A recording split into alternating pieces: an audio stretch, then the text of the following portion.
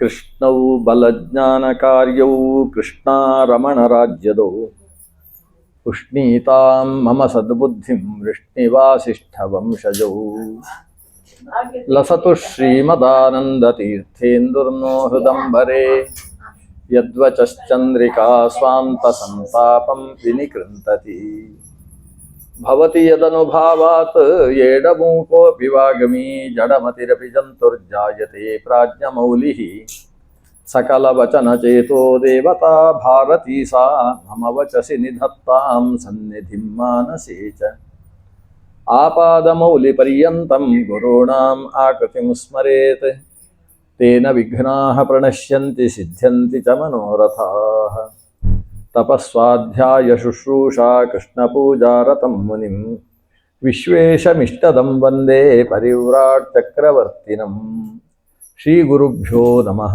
ಹರಿ ಓಂ ಜಯತಿ ಪರಾಶರಸೂನುಃ ಸತ್ಯವತೀ ಹೃದಯನಂದನೋ ವ್ಯಾಸಃ ಯಸ್ಯಾಸ್ಯ ಕಮಲಗಲಿತಂ ವಾಂಗ್ಮಯಮೃತಂ ಜಗತ್ಪಿಬತಿ ನಾರಾಯಣಂ ನಮಸ್ಕೃತ್ಯ ನರಂ ಚೈವ ನರೋತ್ತಮಂ ದೇವೀಂ ಸರಸ್ವತೀಂ ವ್ಯಾಸಂ ತತೋ ಜಯಮುದೀರಯೇತ್.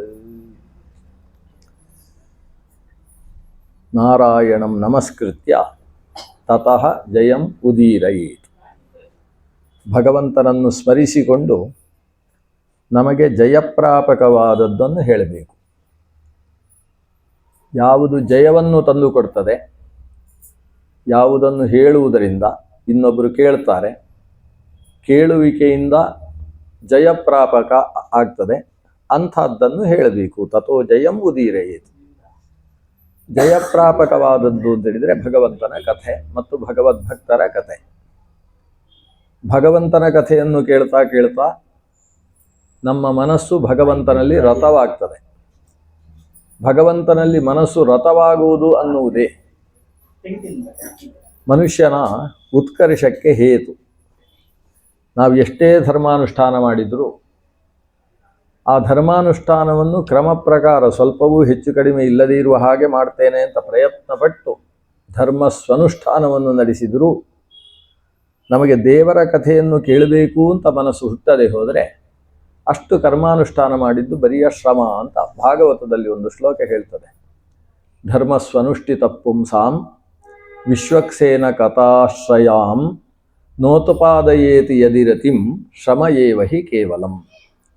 ಸ್ವನುಷ್ಠಿತವಾದಂತಹ ಧರ್ಮದಿಂದ ಅಂತಃಕರಣ ಶುದ್ಧಿಯಾಗಿ ಭಗವಂತನ ಕಥಾಶ್ರವಣ ಮಾಡಬೇಕು, ಅವನ ಮಹಾತ್ಮೆಯನ್ನು ತಿಳ್ಕೊಳ್ಬೇಕು ಅನ್ನುವ ಮನಸ್ಥಿತಿ ಹುಟ್ಟಲಿಲ್ಲ ಅಂತಾದರೆ ಅಷ್ಟೂ ಮಾಡಿದ ಕರ್ಮಾನುಷ್ಠಾನಗಳು ಶ್ರಮ ಮಾತ್ರ, ವ್ಯರ್ಥವಾಗ್ತವೆ ಅಂತ ಒಟ್ಟು ಅಭಿಪ್ರಾಯ ಏನಿದೆ? ಭಗವಂತನ ಕಥಾಶ್ರವಣದಲ್ಲಿ ನಮಗೆ ಆಸಕ್ತಿ ಹುಟ್ಟಬೇಕು. ಕಥಾಶ್ರವಣವನ್ನು ಮಾಡ್ತಾ ಮಾಡ್ತಾ ಮನುಷ್ಯ ಇನ್ನಷ್ಟು ಶುದ್ಧಾಂತಃಕರಣನಾಗಬೇಕು. ಶುದ್ಧವಾದ ಅಂತಃಕರಣದಲ್ಲಿ ಜ್ಞಾನಭಕ್ತಿ ವೈರಾಗ್ಯಗಳೆಂಬ ಅಮೃತ ರಸದ ಸೇಚನ ಆಗಬೇಕು. ಆ ಸಿಕ್ತವಾದಂತಹ ಅಮೃತ ರಸದಿಂದಾಗಿ ಮನಸ್ಸು ಈ ಪ್ರಪಂಚವೆಂಬಂತಹ ಅಂಟುಗಾರಿಕೆಯಲ್ಲಿ ತಾನು ಅದರಲ್ಲಿ ವಿಲಯವನ್ನು ಹೊಂದದೆ ಅದರಿಂದ ಹೊರಗೆ ಬಂದು ಪ್ರಪಂಚದಿಂದ ವಿರತವಾಗಿ ಭಗವದ್ ರಥ ಆಗಬೇಕು ಅನ್ನುವುದು ಈ ಕಥಾಶ್ರವಣದ ಮೂಲ ಉದ್ದೇಶ. ಯಾವ ಕಥೆ ಈ ರೀತಿಯ ಸ್ಥಿತಿಯನ್ನು ಮನುಷ್ಯನಿಗೆ ತಂದುಕೊಡ್ತದೋ ಅಂತಹ ಕಥೆಗಳಿಗೆ ಜಯ ಅಂತ ಹೆಸರು. ಜಯೋ ನಾಮ ಇತಿಹಾಸೋಯಂ. ಈ ಇತಿಹಾಸಕ್ಕೆ ಜಯ ಅಂತ ಕರೀತಾರೆ. ಯಾಕಂದರೆ ಈ ಇತಿಹಾಸ ಅಂದರೆ ಬರಿಯ ಕಥೆ ಅಲ್ಲ. ಕಥಾ ಅನ್ನೋ ಶಬ್ದ ಕೇಳಿದಾಗ ಏನು ಅರ್ಥ ಆಗ್ತದೆ? ಇದು ಸುಮ್ಮನೆ ಸಮಯ ಏನು ಹರಿಕಥಾ ಕಾಲಕ್ಷೇಪ ಅಂತ ಹೇಳ್ತಾರೆ. ಕಾಲಕ್ಷೇಪ ಅಂದರೆ ಏನು? ಟೈಮ್ ಪಾಸಿಗೋಸ್ಕರ ಮಾಡಿರತಕ್ಕಂತಹ ಕಥೆ. ಕಥಾ ಅನ್ನೋ ಶಬ್ದದಲ್ಲಿ ಅಂತ ಒಂದು ಲೋಪ ಇದೆ. ಇತಿಹಾಸ ಅನ್ನೋ ಶಬ್ದದಲ್ಲಿ ಆ ಸಮಸ್ಯೆ ಇಲ್ಲ. ಇತಿಹಾಸ ಅಂದರೆ ಹೀಗೆ ನಡೆದಿರುವಂಥದ್ದು. ಆಸ ಈ ರೀತಿಯಾಗಿ ನಿಶ್ಚಯವಾಗಿಯೂ ನಡೆದಿತ್ತು ಅಂತ ಇತಿಹಾಸ ಶಬ್ದದ ಅರ್ಥ. ಈ ಜಯ ಅನ್ನುವುದೇನಿದೆ, ಮಹಾಭಾರತ ಮತ್ತು ಮಹಾಭಾರತದ ಕಿಲಭಾಗವಾದ ಹರಿವಂಶ, ಅದು ಇತಿಹಾಸ.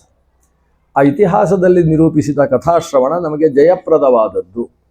ಅಂತಹ ಕಥೆಗಳು ಅನೇಕ ವಿಧ. ಬಾಲ್ಯದ ಲೀಲೆಗಳು ಅಂತ ಒಂದು ರೀತಿಯ ಕಥೆ. ಬಾಲ್ಯ ಲೀಲೆಗಿಂತ ಪೂರ್ವಭಾವಿಯಾಗಿ ಅಸುರ ನಿಯಮನ ಅನ್ನುವುದು, ಅಸುರರನ್ನೆಲ್ಲ ಹೊಡೆದು ಬಡೆದು ನಾಶ ಮಾಡುವುದು ಅಂತ ಬಲಲೀಲೆ ಅಂತ ಕರೀತಾರೆ. ಬಲಲೀಲೆಯನ್ನು ಸ್ವಲ್ಪ ಹೇಳಿದ್ರೆ ಬಾಲ್ಯಲೀಲೆ ಆಗ್ತದೆ. ಅದು ಬಾಲ್ಯಲೀಲೆಕ್ಕಿಂತ ಹಿಂದೆ ಭಗವಂತನ ಬಲಲೀಲೆಗಳಿದ್ದಾವೆ. ಅದು ನರಸಿಂಹ ರೂಪದಿಂದ ಮಾಡಿದ ಲೀಲೆ ಇರಬಹುದು, ಎಂಥದ್ದೂ ಬೇಕಾದರೂ ವರಾಹ ರೂಪದಿಂದ ಮಾಡಿದ ಲೀಲೆ, ಇದೆಲ್ಲ ಬಲಲೀಲೆ ಅಂತ ಕರೆಸಿಕೊಳ್ತದೆ. ಆಮೇಲೆಗಳು ಬಾಲ್ಯ ಲೀಲೆಗಳು ಅಂತ ದೇವರದ್ದಿದೆ. ಇದಲ್ಲದೆ ಭಗವಂತನದ ಯೌವನದ ವಿಶೇಷ ಲೀಲೆಗಳು ಕೂಡ ಇದ್ದಾವೆ. ಅದು ಸಾಮಾನ್ಯವಾಗಿ ನಮಗೆ ರಾಮಾವತಾರದಲ್ಲೋ ಪರಶುರಾಮಾವತಾರದಲ್ಲೋ ಅಂಥದ್ದು ಯಾವುದು ಕಾಣಸಿಗುವುದಿಲ್ಲ. ಅದು ಬಹುಮಟ್ಟಿಗೆ ಅಥವಾ ಪೂರ್ಣ ಮಟ್ಟಿಗೆ ನಮಗೆ ಕಾಣಸಿಗುವುದು ಭಗವಂತನ ಕೃಷ್ಣಾವತಾರದ ಸ್ಥಿತಿಯಲ್ಲಿ. ಕೃಷ್ಣನ ಅವತಾರದಲ್ಲಿ ಆತ ಮದುವೆಯಾಗುವುದೇ ಒಂದು ಲೀಲೆ, ಮದುವೆ ಆಗದೇ ಇರುವುದು ಮತ್ತೊಂದು ಲೀಲೆ. ದೇವರು ಮದುವೆ ಆಗಲಿಲ್ಲ ಅನ್ನೋದೇ ಒಂದು ವಿಶಿಷ್ಟವಾದ ಲೀಲೆ. ಒಂದು ಮದುವೆ ಆಗಿದ್ದಾನೆ ಅನ್ನೋದು ಮತ್ತೊಂದು ಥರದ ಲೀಲೆ. ಅಂತಹ ಮದುವೆಯನ್ನು ಶಾಸ್ತ್ರೀಯ ಪರಿಭಾಷೆಯಲ್ಲಿ ಕಲ್ಯಾಣ ಅನ್ನೋ ಶಬ್ದದಿಂದ ಕರೆಯುವುದು. ಕಲ್ಯಾಣ ಅನ್ನೋ ಶಬ್ದಕ್ಕೆ ಅರ್ಥ ಕಲ್ಯ ಅಂದರೆ ಬೆಳಗ್ಗೆ ಅಂತ ಅರ್ಥ. ಬೆಳಗ್ಗಿನ ಹೊತ್ತಿಗೆ ಯಯೇ ತತ್ಕಲ್ಯ ಉತ್ಥಾಯ, ಕಲ್ಯೇ ಉತ್ಥಾಯ ಅಂದರೆ ಸೂರ್ಯೋದಯಕ್ಕಿಂತ 4 ಗಳಿಗೆ ಮುಂಚಿನ ಕಾಲಕ್ಕೆ, ಅರುಣೋದಯ ಕಾಲಕ್ಕೆ ಕಲ್ಯ ಅಂತ ಹೆಸರು. ಆ ಕಲ್ಯ ಕಾಲದಲ್ಲೂ ಯಾವುದನ್ನು ನಾವು ಸ್ಮರಣೆ ಮಾಡಿಕೊಳ್ಳಬಹುದು, ಪ್ರಾತಸ್ಮರಣೀಯ ಅಂತ ಯಾವುದಿದೆ ಅದಕ್ಕೆಲ್ಲ ಕಲ್ಯಾಣ ಅಂತ ಹೆಸರು. ಬೆಳಗ್ಗಿನ ಹೊತ್ತು ಸ್ಮರಣೆ, ಬೆಳಗ್ಗಿನ ಹೊತ್ತು ಕೆಲವನ್ನೆಲ್ಲ ಆಲೋಚನೆ ಮಾಡಬಾರ್ದು. ಯಾವುದು ಮನಸ್ಸಿಗೆ ಘಾಸಿಗೊಳಿಸುವಂತಹ ವಿಷಯಗಳು ಅಥವಾ ಮತ್ತೊಬ್ಬರಿಗೆ ಹಾನಿ ಮಾಡತಕ್ಕಂತಹ ವಿಷಯಗಳು ಅಂಥದ್ದನ್ನೆಲ್ಲ ಬೆಳಗ್ಗೆ ಸ್ಮರಿಸುವುದಲ್ಲ. ಬೆಳಗ್ಗೆ ಸ್ಮರಿಸುವುದು ಯಾವುದನ್ನು, ಅದೆಲ್ಲ ಉಂಟು. ಪ್ರಾತಸ್ಮರಣೀಯವಾದಂತಹದ್ದು ಇಷ್ಟು ಚಕ್ರವರ್ತಿಗಳು, ಮಾಂಧಾತ ಅನುಹೃಷೋಂಬರೀಷ ಸಗರವು ಅಂತ ಹೇಳುವ ಚಕ್ರವರ್ತಿಗಳಿರ್ಬೋದು, ನಮ್ಮ ಭರತಖಂಡದಲ್ಲಿ ಹರಿಯತಕ್ಕಂತಹ ಗಂಗಾ ಸಿಂಧು ಸರಸ್ವತಿ ಮೊದಲಾದ ನದಿಗಳು, ಪ್ರಾತಸ್ಮರಣೀಯವಾದಂತಹ ಗುರುಗಳು, ಇವರನ್ನೆಲ್ಲ ಪ್ರಾತಃ ಕಾಲದಲ್ಲಿ ಸ್ಮರಿಸಿಕೊಳ್ಳಬೇಕು. ಆ ರೀತಿ ಸ್ಮರಿಸಿಕೊಳ್ಳುವುದಕ್ಕೆ ಅರ್ಹವಾದ ವಿಷಯಗಳನ್ನೆಲ್ಲ ಒಟ್ಟು ಸೇರಿಸಿ ಕಲ್ಯಾಣ ಅನ್ನುವ ಶಬ್ದದಿಂದ ಕರೀತೇವೆ. ಆದರೆ ಅದರ ಜೊತೆಗೆ ಕಲ್ಯಾಣ ಅನ್ನುವ ಶಬ್ದ ಯಾವ ಕಥೆಯ ಶ್ರವಣದಿಂದ ಮನುಷ್ಯನಿಗೆ ಮಂಗಳ ಉಂಟಾಗ್ತದೋ ಅಂಥದ್ದು. ಅದರಿಂದ ಕಲ್ಯಾಣ ಅನ್ನುವ ಶಬ್ದ ಮಂಗಳ ಎಂಬ ಅರ್ಥದಲ್ಲೂ ಬಳಕೆಯಲ್ಲಿದೆ, ಶೋಭನ ಅನ್ನುವ ಅರ್ಥದಲ್ಲೂ ಬಳಕೆಯಲ್ಲಿದೆ. ಕನ್ನಡದಲ್ಲಿ ಹೇಳುವ ಮದುವೆ ಅನ್ನುವ ಅರ್ಥದಲ್ಲೂ ಕೂಡ ಕಲ್ಯಾಣ ಎಂಬ ಶಬ್ದ ಕೊನೆಯಲ್ಲಿ ಬಂದು ನಿಲ್ತದೆ. ಆದ್ದರಿಂದಾಗಿ ಭಗವಂತನ ವಿವಾಹದ ಸಮಗ್ರ ಪ್ರಕರಣಗಳನ್ನು ಜಾಂಬವತಿ ಕಲ್ಯಾಣ, ಸತ್ಯಭಾಮ ಕಲ್ಯಾಣ, ರುಕ್ಮಿಣಿ ಕಲ್ಯಾಣ, ಜಾನಕಿ ಕಲ್ಯಾಣ, ಎಲ್ಲ ಜಾನಕಿ ಕಲ್ಯಾಣ ಅಂತ ಹೇಳ್ತಾರೆ, ರಾಮ ಕಲ್ಯಾಣ ಅಂತ ಯಾರು ಹೇಳೋದಿಲ್ಲ.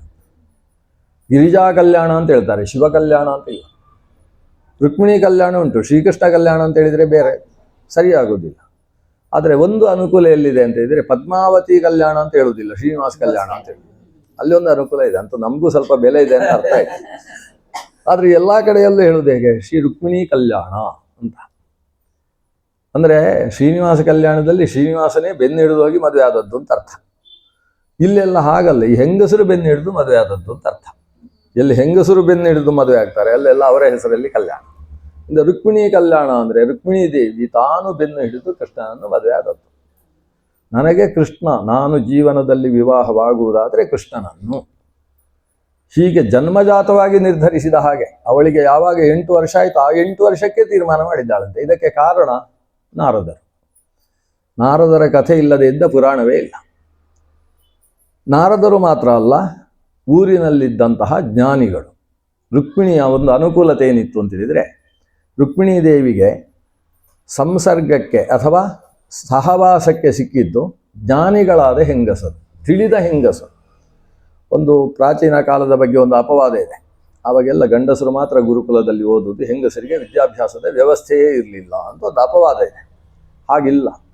ಪ್ರಾಚೀನ ಭಾರತದಲ್ಲಿ ಅನೇಕ ವಿದ್ಯಾವತಿಯರು ರಾಜನಿಗೆ ರಾಜ್ಯಭಾರ ಹೇಗೆ ಮಾಡಬೇಕು ಅಂತ ನಿರ್ದೇಶನ ಕೊಡ್ತಾ ಇದ್ರು. ಸ್ತ್ರೀಯರು ಯುದ್ಧ ವಿದ್ಯೆಯಲ್ಲಿ ಗುರುಗಳಿಂದ ಮಹಾನಿಷ್ಣಾತರಾಗಿ ಯುದ್ಧರಂಗದಲ್ಲಿ ತಮ್ಮ ಪತಿಯರ ಜೊತೆಗೆ ಯುದ್ಧರಂಗದಲ್ಲಿ ಹೋರಾಡಿದಂತಹ ಸ್ತ್ರೀಯರ ಬಗ್ಗೆ ಇತಿಹಾಸ ಪುರಾಣಗಳಲ್ಲಿ ಕಥೆಗಳಿದ್ದಾರೆ. ಸ್ತ್ರೀಯರೇ ಸ್ವತಃ ರಾಜ್ಯವನ್ನು ನಿರ್ವಾಹ ಮಾಡ್ತಾ ಇದ್ದಂತಹ ಸ್ತ್ರೀ ರಾಜ್ಯಗಳ ಬಗ್ಗೆ, ಅಲ್ಲಿ ಎಲ್ಲ ವ್ಯವಸ್ಥೆಯನ್ನು ಸ್ತ್ರೀಯರೇ ನೋಡಿಕೊಳ್ತಾ ಇದ್ದಂತಹ ವ್ಯವಸ್ಥೆಯ ಬಗ್ಗೆಯೂ ಉಲ್ಲೇಖ ಇದೆ. ಆದ್ದರಿಂದ ಇಲ್ಲಿ ಸ್ತ್ರೀಯರಿಗೆ ಅಧ್ಯಯನಕ್ಕೆ ವ್ಯವಸ್ಥೆ ಇರಲಿಲ್ಲ ಅನ್ನೋದು ಸಮಂಜಸವಾದ ಕ್ರಮ ಅಲ್ಲ. ಆದರೆ ಒಂದು ಸಾಮಾನ್ಯ ಕ್ರಮ ಹೀಗಿತ್ತು ವಿಪ್ರವರ್ಗದಲ್ಲಿ. ಏನಂದರೆ, ಒಬ್ಬ ಹುಡುಗ ಚೆನ್ನಾಗಿ ಕಲ್ತ ಅಂತ ಆದರೆ, ಅಧ್ಯಯನ ಮುಗಿಸುವಾಗ ಒಂದು 24 ವರ್ಷ ಆಯಿತು ಅಂತಾದರೆ, ಅಷ್ಟು ಹೊತ್ತಿಗೆ ಆತನಿಗೆ ಒಂದು 14-16 ವರ್ಷದ ಹುಡುಗಿಯನ್ನು ಮದುವೆ ಮಾಡಿದ ಮೇಲೆ ಅವಳಿಗೆ ಯುವ ಪಾಠ ಹೇಳಬೇಕು. ಮೊದಲು ಪ್ರಯೋಗ ಪಶು, ಮೊದಲು ಇವ ಓದಿದ್ದನ್ನು ಸರಿಯಾಗಿ ಪಾಠ ಹೇಳಬೇಕು. ಯಾರಿಗೆ ಅಂದರೆ, ತಾನು ವಿವಾಹವಾಗುವುದು. ಅದು 8 ವರ್ಷದ ಹುಡುಗಿ ಆದರೂ ಸರಿ, ಅಷ್ಟವರ್ಷಾತಿ ಎಂ ಕನ್ಯಾ ಅಂತ ಮಂತ್ರ ಹೇಳುವ ಹಾಗೆ ಆಕೆಯನ್ನು ವಿವಾಹವಾದ ಮೇಲೆ ತಾನು ಕಲಿತದ್ದನ್ನು ಮೊದಲು ಅವಳಿಗೆ ತಿಳಿಸಿಕೊಡಬೇಕು. ಅವಳ ಜೀವನಕ್ಕೆ, ಆಕೆಯ ಸಾಧನೆಗೆ ಎಷ್ಟು ಬೇಕು ಅಷ್ಟು ವಿದ್ಯೆ, ಅದು ಗಣಿತ ವಿದ್ಯೆ ಇರ್ಬೋದು, ಲಲಿತ ವಿದ್ಯೆ ಬೇಕಾದರೂ ಇರ್ಬೋದು, ಅಥವಾ ವೇದಾಂತ ವಿದ್ಯೆಯೂ ಇರ್ಬೋದು. ಇವುಗಳನ್ನು ಆಕೆಗೆ ಆತನೇ ಪಾಠ ಹೇಳಬೇಕು, ಅವನೇ ಆಕೆಗೆ ಗುರು ಅಂತ ಇದೊಂದು ವ್ಯವಸ್ಥೆ ಇದ್ದದ್ದು.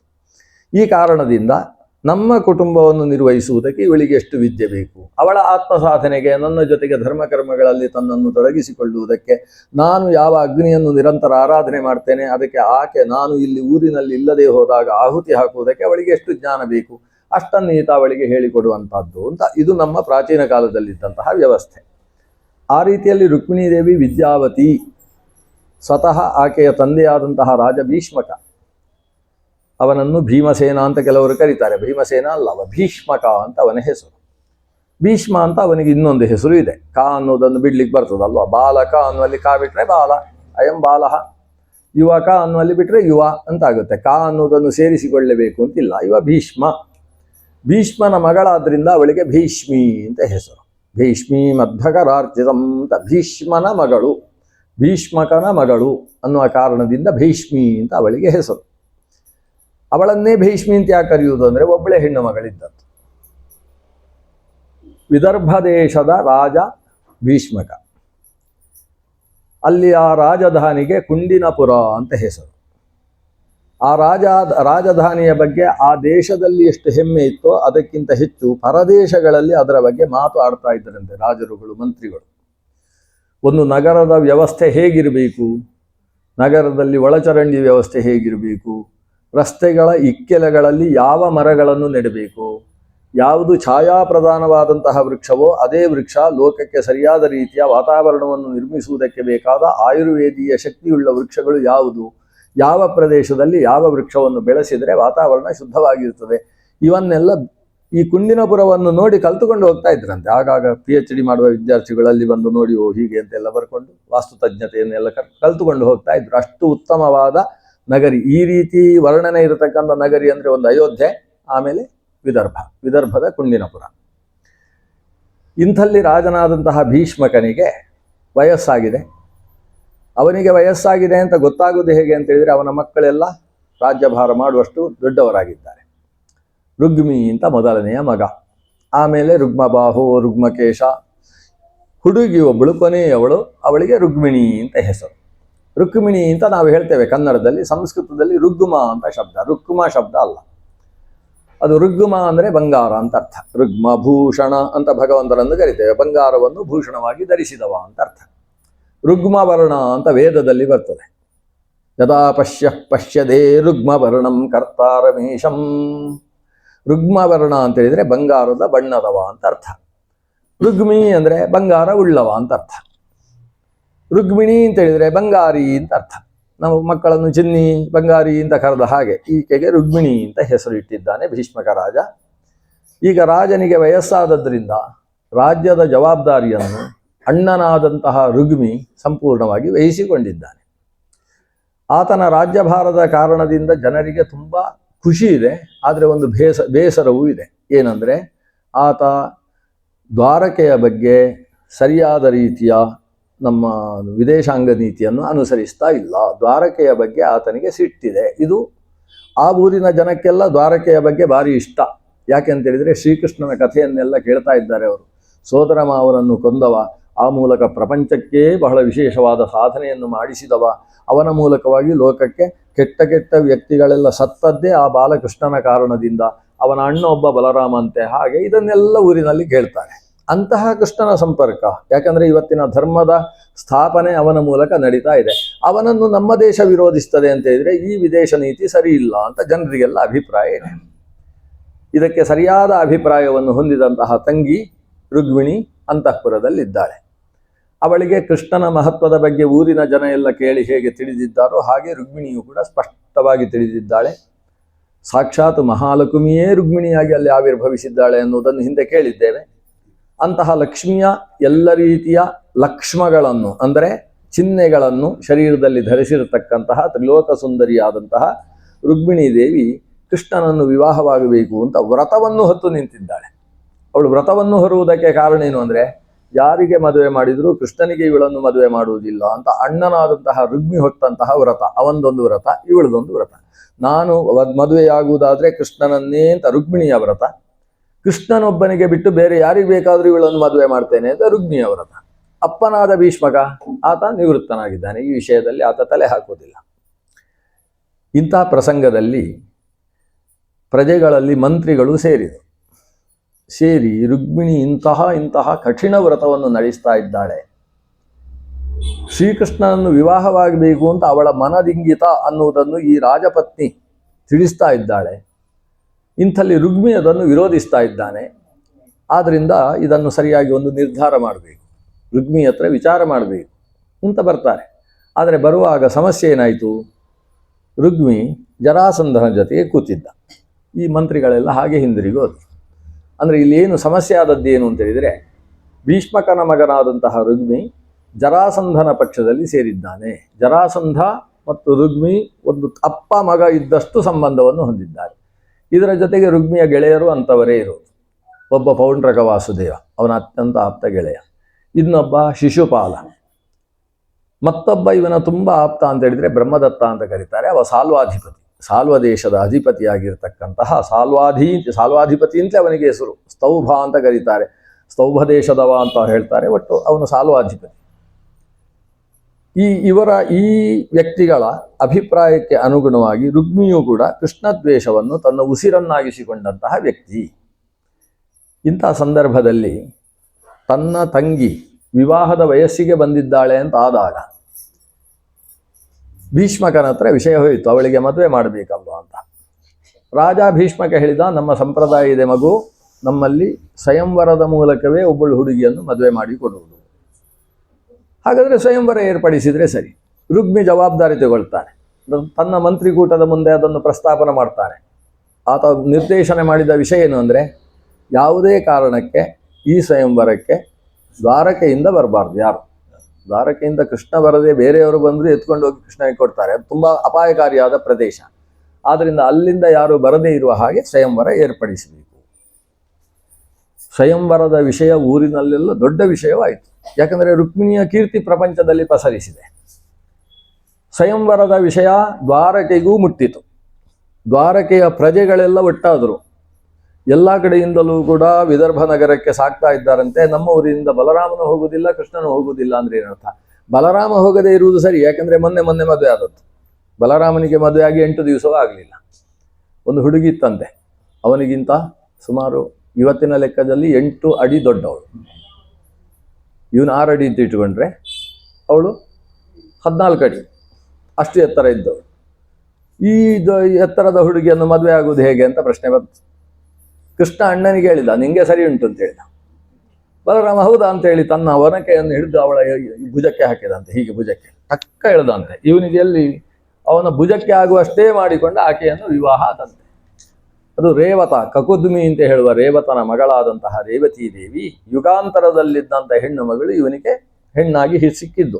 ಅದು ಯಾರು ಅಂದರೆ ಸಾಕ್ಷಾತ್ ವಾರುಣಿ ದೇವಿಯೇ ಶೇಷಪತ್ನಿ, ಶೇಷಸ್ವರೂಪಿಯಾದಂತಹ ಬಲರಾಮನ ಪತ್ನಿಯಾಗಿ ಇಳಿದು ಬಂದವಳು. ಈಗ ಬಲರಾಮನಿಗೆ ಸರಿ ಹೋಯಿತು. ಯಾಕಂದರೆ ಸರ್ಪಗಳು ಎಷ್ಟು ಉದ್ದ ಇದ್ದದ್ದು, ಎಷ್ಟು ಗಿಡ್ಡ ಬೇಕಾದರೂ ಆಗ್ತವೆ. ಅದರಿಂದ ಅದು ಸರ್ಪಪತ್ನಿ ಅರ್ಥಾತ್ ವಾರುಣಿ, ಆಕೆಯನ್ನು ಆತ ಪತ್ನಿಯನ್ನಾಗಿ ಸ್ವೀಕರಿಸಿದ್ದಾನೆ. ಆದರೆ ನಮ್ಮ ಕೃಷ್ಣನಿಗಿನ್ನೂ ಮದುವೆ ಆಗಲಿಲ್ಲ. ವೈದರ್ಭಿ ಅಂತ ಕರೆಸಿಕೊಂಡಂತಹ ರುಕ್ಮಿಣಿಗೆ ಕೃಷ್ಣನಿಗಿಂತ ಉಚಿತನಾದ ಮತ್ತೊಬ್ಬ ಪತಿ ಇಲ್ಲ. ಅಂಥಲ್ಲಿ ನಮಗೆ ಅಲ್ಲಿಂದ ಆಹ್ವಾನ ಬರಲಿಲ್ಲ ಅಂದರೆ ಏನರ್ಥ ಅಂತ ಈ ಊರಿನ ಜನ ಮಾತಾಡಿಕೊಳ್ಳೋದು. ನಮ್ಮ ಊರಿಗೆ ಆಹ್ವಾನ ಬರಲಿಲ್ಲ ಅಂದರೆ ಇದು ವಿದರ್ಭ ದೇಶ ನಮ್ಮ ಊರಿಗೆ ಮಾಡಿದಂತಹ ಅವಮಾನ, ನಮ್ಮ ದೇಶಕ್ಕೆ ನಡೆದಂತಹ ಅವಮಾನ. ಅಲ್ಲಿ ಆಹ್ವಾನ ಬರಲಿಲ್ಲ, ಇದಕ್ಕೆ ಸರಿಯಾದ ಪ್ರತೀಕಾರ ಆಗಲೇಬೇಕು ಅಂತ ಊರಿನ ಸಮಸ್ತರು ಸೇರಿದರು, ಪರಸ್ಪರ ಚಿಂತನೆಯೆಲ್ಲ ನಡೆಸಿದರು. ನಾವು ಇದನ್ನು ಹೋಗಿ ಬಲರಾಮನಿಗೆ ಹೇಳುವ. ಆಗ ಇನ್ನೊಬ್ಬ ಹೇಳಿದ, ಬಲರಾಮನಿಗೆ ಹೇಳುವುದಕ್ಕಿಂತ ಕೃಷ್ಣನಿಗೆ ಹೇಳುವುದೇ ಒಳ್ಳೆಯದು.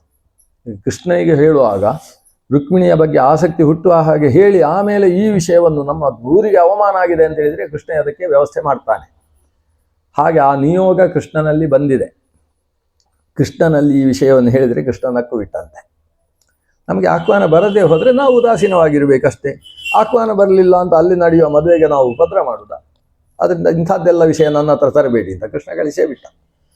ಪ್ರಜೆಗಳಿಗೆ ನಾವು ಇಷ್ಟು ರುಕ್ಮಿಣಿಯನ್ನು ಹೊಗಳಿ ನಿನಗೇ ಸರಿಯಾದ ಮಾಡದಿ ಅವಳು ಅಂತ ಹೇಳಿ ಆಮೇಲೆ ಈ ವಿಷಯ ಹೇಳಿದರೂ ಕೂಡ ಇವೇನು ಆಸಕ್ತಿ ತಗೊಳ್ಳುವುದಿಲ್ಲ. ಅದಕ್ಕೆ ನಾನು ಹೇಳಿದ್ದು ಶ್ರೀಕೃಷ್ಣ ಕಲ್ಯಾಣ ಅಲ್ಲ, ಇದು ರುಕ್ಮಿಣಿ ಕಲ್ಯಾಣ ಅಂತ ಹೇಳಿತ್ತು. ಕೃಷ್ಣೇನು ಆಸಕ್ತಿ ತಗೊಳ್ಳಿಲ್ಲ ಆ ವಿಷಯದಲ್ಲಿ. ಇಷ್ಟರಲ್ಲಿ ಅವನಿಗೆ ಒಬ್ಬ ಬ್ರಾಹ್ಮಣ ಬಂದ ಅಂತ ಸುದ್ದಿ ಬಂತು. ಕೃಷ್ಣ ಒಳಗಿದ್ದಾನಂತೆ, ಮಧ್ಯಾಹ್ನದ ಊಟ ಮುಗಿಸಿ ಆಗಿದೆ. ಕೃಷ್ಣ ಊಟ ಮುಗಿಸಿ ಪರ್ಯಂಕದಲ್ಲಿ ಕುಳಿತಿದ್ದಾನೆ. ಊರಿನ ವಿಷಯಗಳು ಏನೇನು ವಾರ್ತೆಗಳು ಬಂದಿದ್ದಾವೆ ಅನ್ನುವುದನ್ನು ಆತ ವಾರ್ತಾಹರರ ಮೂಲಕವಾಗಿ ವಿಚಾರ ಮಾಡ್ತಕ್ಕಂಥ ಕಾಲ. ಅಷ್ಟು ಹೊತ್ತಿಗೆ ಅವನು ಪ್ರತಿಹಾರಿ ಅಂದರೆ ದ್ವಾರಪಾಲಕ, ಅವನು ಓಡಿ ಬಂದು ಹೇಳ್ತಾನೆ, ಒಂದು ವಿದರ್ಭ ದೇಶದಿಂದ ರಥ ಬಂದಿದೆ ಸ್ವಾಮಿ. ಹೌದಾ, ರಥ ಯಾರು ಬಂದಿದ್ದಾರೆ ಅಂತ ಕೇಳಿದ. ಒಬ್ಬರು ತುಂಬ ಅವರಿಗೆ ಬಹುಶಃ ಸಹಸ್ರಚಂದ್ರ ದರ್ಶನ ಶಾಂತಿ ಮೊನ್ನೆ ಆಗಿದೆ. ಅವರು ಅಂಥವರೊಬ್ಬರು ಹಿರಿಯರು ಬಂದಿದ್ದಾರೆ. ಹಿರಿಯರು ಅಂತ ಹೇಳಿದರೆ ಕೃಷ್ಣನೇ ಹೊರಗೆ ಬರ್ತಾನೆ, ಅವರನ್ನು ಕೈ ಹಿಡಿದು ಒಳಗೆ ಕರ್ಕೊಂಡು ಹೋಗ್ತಾನೆ, ಅವರ ಪಾದ ಪ್ರಕ್ಷಾಲನೆ ಮಾಡ್ತಾನೆ. ಅಷ್ಟು ದೂರದಿಂದ ನೀವೊಬ್ಬರೇ ಬಂದದ್ದ ಅಂತ ವಿಚಾರ ಮಾಡ್ತಾನೆ. ಹೌದು, ವಿದರ್ಭ ರಾಜಕುಮಾರಿ ನನ್ನನ್ನು ಕಳಿಸಿದ್ದಾರೆ ಮಗು ಅಂತ ಕೃಷ್ಣನ ಹತ್ರ ಬ್ರಾಹ್ಮಣರು ಮಾತಾಡಿಸ್ತಾರೆ. ರಾಜಕುಮಾರಿ ಅಂತ ಹೇಳಿದಾಗ ಕೃಷ್ಣನ ಕಿವಿನೆಟ್ಟಗಾಯ್ತಂತೆ. ಯಾಕಂದ್ರೆ ಈಗಾಗಲೇ ಪ್ರಜೆಗಳು ಬಂದು ಹಾಗೆಲ್ಲ ಹೇಳಿ ಹೋಗಿದ್ದಾರೆ. ಈಗ ರಾಜಕುಮಾರಿ ಒಬ್ಬ ಬ್ರಾಹ್ಮಣ ವಿಪ್ರೋತ್ತಮನನ್ನು ಕಳಿಸಿದ್ದಾರೆ ಅಂತ ಹೇಳಿದರೆ ಅದರ ಹಿನ್ನೆಲೆ ಏನು ವಿಷಯ ಅಂತ ಹೇಳಿದ್ರೆ ಅದೆಲ್ಲ ಹೇಳಲಿಕ್ಕೆ ಆಗೋದಿಲ್ಲ ಅಂತ ಹೇಳಿದ್ರು. ಇಲ್ಲಿಂದ ಒಂದು ಹೀಗೆ ಪತ್ರ ತೆಗೆದು ಕೊಟ್ರಂತೆ.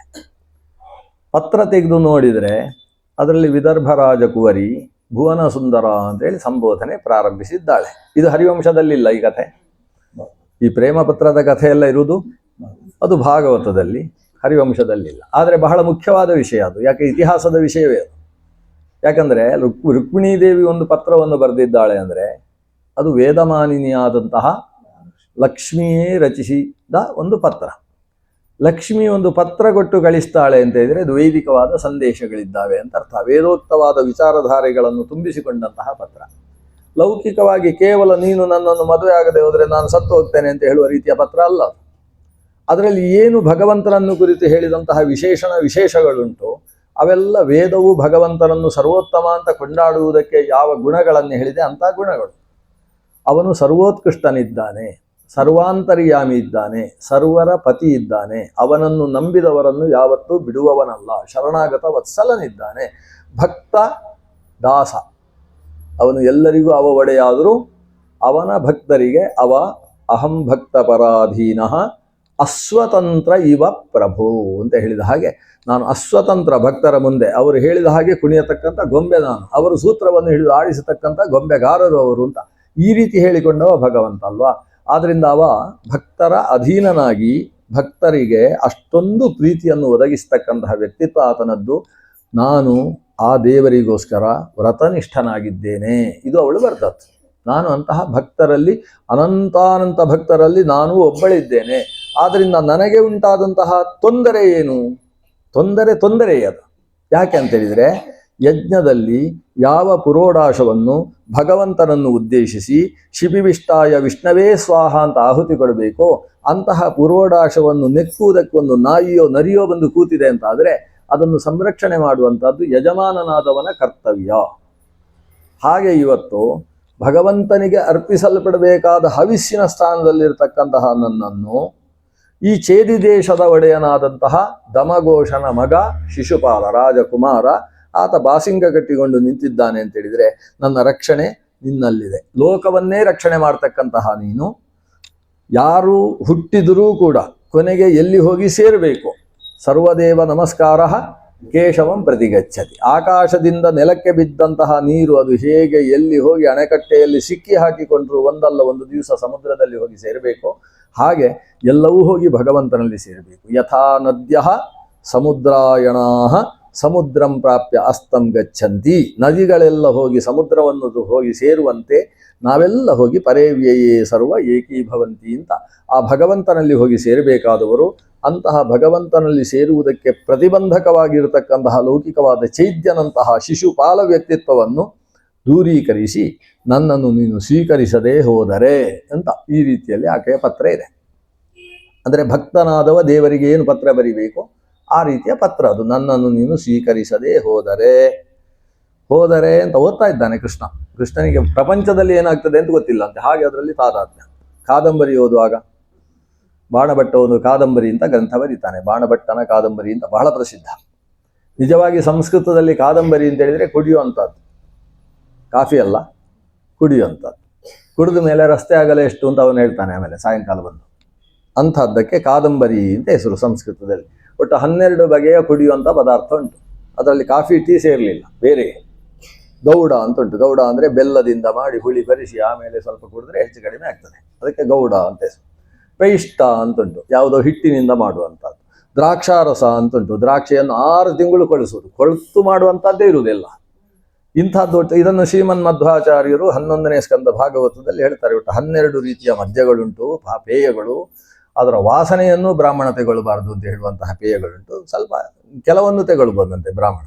ಮಜ್ಜಿಗೆ ಹುಳಿ ಆದಮೇಲೆ ಸ್ವಲ್ಪ ಕುಡಿದ್ರೆ ಅವನಿಗೆ ಹೀಗಾಗ್ತದೆ ಅಂಥದ್ದನ್ನು ಕೆಲವು ತೆಗೊಳ್ಳುವುದಕ್ಕೆ ಅವಕಾಶ ಉಂಟು. ಆದರೆ ಬೇರೆದ್ದನ್ನು ಆತ ವಾಸನೆಯನ್ನು ನೋಡುವುದಕ್ಕೆ ಅವಕಾಶ ಇಲ್ಲ.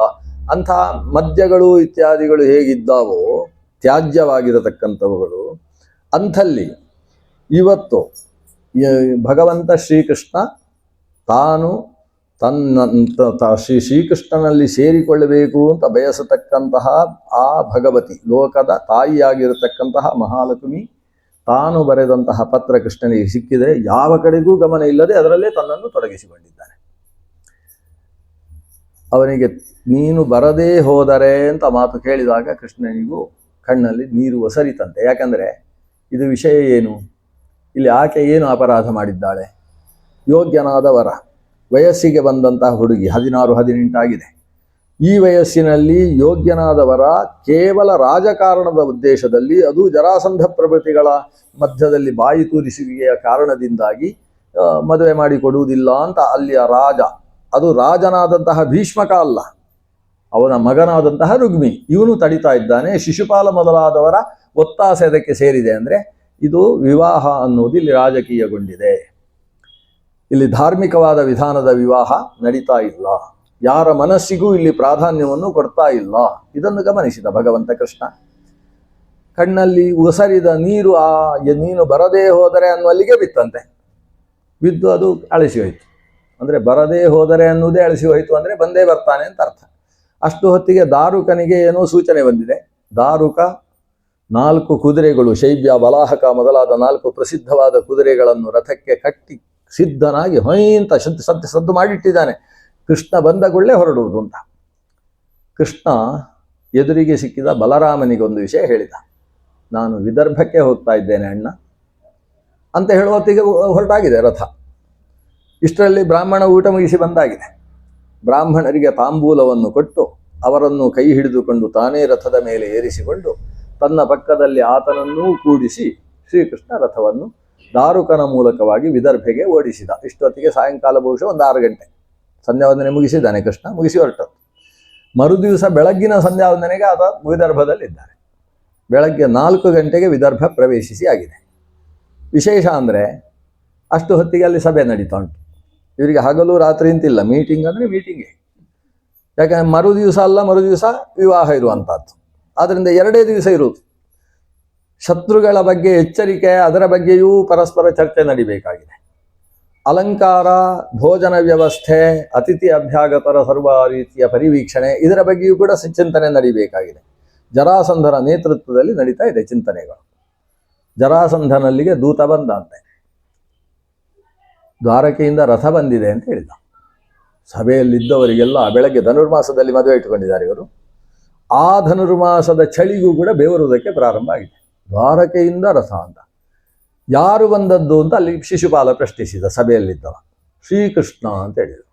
ಅಷ್ಟು ಹೊತ್ತಿಗೆ ಕೆಲವರಲ್ಲಿ ಇನ್ನು ಏಳುವುದಕ್ಕಾಗದೇ ಇರುವ ರೀತಿಯ ಭೀತಿ ಜ್ವರ, ಅದಕ್ಕೆ ಭಯಜ್ವರ ಅಂತ ಹೆಸರು, ಭಯಜ್ವರ ಪ್ರಾರಂಭ ಆಗಿದೆ ಅಂತೆ. ಆದರೆ ಅಲ್ಲಿ ಗಟ್ಟಿ ಇದ್ದವ ಯಾರು ಅಂತ ಹೇಳಿದರೆ ಜರಾಸಂಧ ಒಬ್ಬ. ಜರಾಸಂಧ ಜೋರಾಗಿ ನಕ್ಕಂತೆ.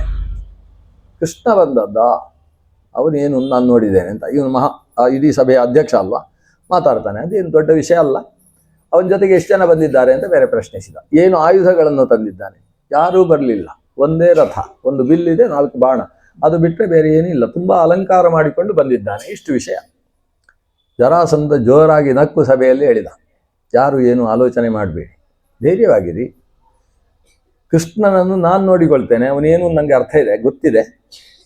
ಇವತ್ತು ಅವ ಹಾಗೆ ಅಲಂಕೃತನಾಗಿ ಬಂದಿದ್ದಾನೆ ಅಂತ ಹೇಳಿದರೆ ನಾಳೆ ನಡೀತಾ ಇರುವುದು ಯಾರಿಗೆ ಮದುವೆ? ಅವನ ಸೋದರತೆಯ ಮಗನಿಗೆ, ಅಂದರೆ ಶಿಶುಪಾಲನಿಗೆ ಮದುವೆ. ಕೃಷ್ಣನ ಆಪ್ತ ಸಂಬಂಧಿಯವ. ಹಾಗಾಗಿ ಒಂದು ಮಂತ್ರಾಕ್ಷತೆ ಹಾಕಿ ಹೋಗುವ ಅಂತ ಬಂದಿರ್ತಾನೆ. ಯಾರು ಆಹ್ವಾನ ಕೊಡದೇ ಹೋದರೂ ಕೂಡ ಬಹುಶಃ ಎಲ್ಲಿಂದೋ ಅವನಿಗೆ ಗಾಳಿಯಲ್ಲಿ ಹಾರಿಕೊಂಡು ಪತ್ರ ಮುಟ್ಟಿರಬೇಕು, ಬಂದಿದ್ದಾನೆ. ಅದರಿಂದ ಯಾರು ಆಲೋಚನೆ ಮಾಡಬೇಕು. ಆದರೆ ದೂತರಿಗೆ ನಿರ್ದೇಶನ ಕೊಡ್ತಾನೆ, ಜಾಗ್ರತೆ, ಅವನಿಗೆ ನಮ್ಮ ವಿದರ್ಭ ಪಟ್ಟಣದ ಒಳಗೆ ವಸತಿ ವ್ಯವಸ್ಥೆ ಮಾಡುವುದು ಬೇಡ. ಅವನು ತಿಳಿಸಿ, ಬರುವುದು ವಿಳಂಬ ಆಗಿದೆ, ಹಾಗಾಗಿ ಎಲ್ಲ ಒಳಗೆ ವಸತಿ ಗೃಹಗಳು ಸಂಪೂರ್ಣವಾಗಿ ಆಗಿ ಹೋಗಿದ್ದಾವೆ, ಖಾಲಿ ಇಲ್ಲ. ಹಾಗಾಗಿ ಊರ ಹೊರಗೆ ನಿನಗೆ ವ್ಯವಸ್ಥೆ ಅಂತ ಹೇಳಿ ಊರ ಹೊರಗೆ ವ್ಯವಸ್ಥೆ ಮಾಡಿ, ಸ್ವಲ್ಪ ಅಂಥವರನ್ನು ದೂರ ಇಡುವುದೇ ಒಳ್ಳೆಯದು ಅಂತ ಜರಾಸಂಧ ಹೇಳಿದ. ಕೃಷ್ಣನಿಗೆ ಬಹಳ ಸುಂದರವಾದ ವ್ಯವಸ್ಥೆ ಮಾಡಿದರಂತೆ. ಅದು ಕೂಡ ಪಕ್ಕದಲ್ಲಿರುವ ನದಿಯ ತೀರದಲ್ಲೇ ವ್ಯವಸ್ಥೆ. ಕೃಷ್ಣ ನದಿ ತೀರದಲ್ಲಿ ಬೆಳಗ್ಗೆ ನಿದ್ದೆ ಮಾಡಲಿಲ್ಲ. ಬಂದವ 4 ಗಂಟೆಗೆ ಬಂದಿದ್ದಾನೆ. ಅವನಿಗೆ ಖುಷಿಯಾಯಿತು. ಬೆಳಗ್ಗಿನ ಒಂದು ಅನುಷ್ಠಾನ ಮಾಡುವುದಕ್ಕೆ ತುಂಬ ಪುರುಸೊತ್ತು ಅಂತ ಹೇಳಿ ಅಲ್ಲಿ ಸ್ನಾನ ಮಾಡಿ ಶಾಂತವಾಗಿ ಕುಳಿತು ತನ್ನದೇ ರೂಪವನ್ನು ತನ್ನ ಒಳಗೆ ತಾನು ಧ್ಯಾನ ಮಾಡಿದಂತೆ. ಅದು ತನ್ನನ್ನು ಸ್ವಾತ್ಮಾನಂ ದಧ್ಯವು ಅಂತ ತನ್ನನ್ನು ತಾನು ಧ್ಯಾನ ಮಾಡಿದ. ಅದು ಸ್ವಲಕ್ಷಣೈಹಿ ಲಕ್ಷಿತ ಭಾವ ವಿಗ್ರಹಂ, ತನ್ನ ಸ್ವರೂಪವನ್ನೇ ತನ್ನ ಒಳಗೆ ತಾನು ಚಿಂತನೆ ಮಾಡಿದಂತೆ. ಈ ದೀರ್ಘ ಸಂಧ್ಯಾವಂದನೆ ಬಹುಶಃ 1000 ಗಾಯತ್ರಿ ಜಪ ಮಾಡಿದ್ದಾನೆ. ಯಾಕಂದರೆ ಅವನಿಗೆ ಉಪನಯನ ಆದಮೇಲೆ ಅಷ್ಟು ಪುರುಸೊತ್ತು ಸಿಗಲೇ ಇಲ್ಲ. ಇವತ್ತು ಶಾಂತವಾಗಿ ಪುರುಸೊತ್ತು ಸಿಕ್ಕಿದ್ದೇ ಇವತ್ತು. ಅದರ ಮಧ್ಯದಲ್ಲಿ ಜರಾಸಂಧ 19 ಬಾರಿ ಬಂದು ಯುದ್ಧ ಮಾಡಿ ಕಿರಿಕಿರಿ ಮಾಡಿ ಅವನಿಗೆ ಪುರುಸೊತ್ತಿಲ್ಲ. ಇವತ್ತು ಕೂತು ಶಾಂತವಾಗಿ ಸಂಧ್ಯಾವಂದನೆ ಮಾಡಿದ. ಅಷ್ಟು ಹೊತ್ತಿಗೆ ಬಹುಶಃ 6:30-7 ಗಂಟೆ ಆಗಿದೆ. ಎಲ್ಲ ಪ್ರಜೆಗಳಿಗೆ ಸುದ್ದಿ ಬಂದಿದೆ, ಭಗವಂತ ಕೃಷ್ಣ ಬಂದಿದ್ದಾನೆ ಅಂತ. ಪ್ರತಿಯೊಂದು ಮನೆಯಲ್ಲೂ ಸಡಗರ ಅಂತೆ. ರಾತ್ರಿ ವಿವಾಹದ ನಿಮಿತ್ತದಿಂದ ಅಲಂಕಾರ ವಿಭಾಗಕ್ಕೆ ಸೇರಿರ್ತಕ್ಕಂಥ ಹೆಂಗಸರು ರಾತ್ರಿ ಮಲಗುವಾಗ 2 ಗಂಟೆ 2:30 ಗಂಟೆ ಆಗಿದೆ. ಕೃಷ್ಣ ಬಂದಿದ್ದಾನೆ ಅಂತ ವಿಷಯ ಕೇಳಿದ ಮೇಲೆ 4 ಗಂಟೆಗೆ ಮಲಗಿ 7 ಗಂಟೆಗೆ ಹೇಳಬೇಕು ಅಂತಿದ್ದವ್ರು ಯಾರು ಮಲಗಲೇ ಇಲ್ಲ ಅಂತೆ. ಕೃಷ್ಣನನ್ನು ಹೋಗಿ 1 ಬಾರಿ ದರ್ಶನ ಮಾಡಬೇಕು.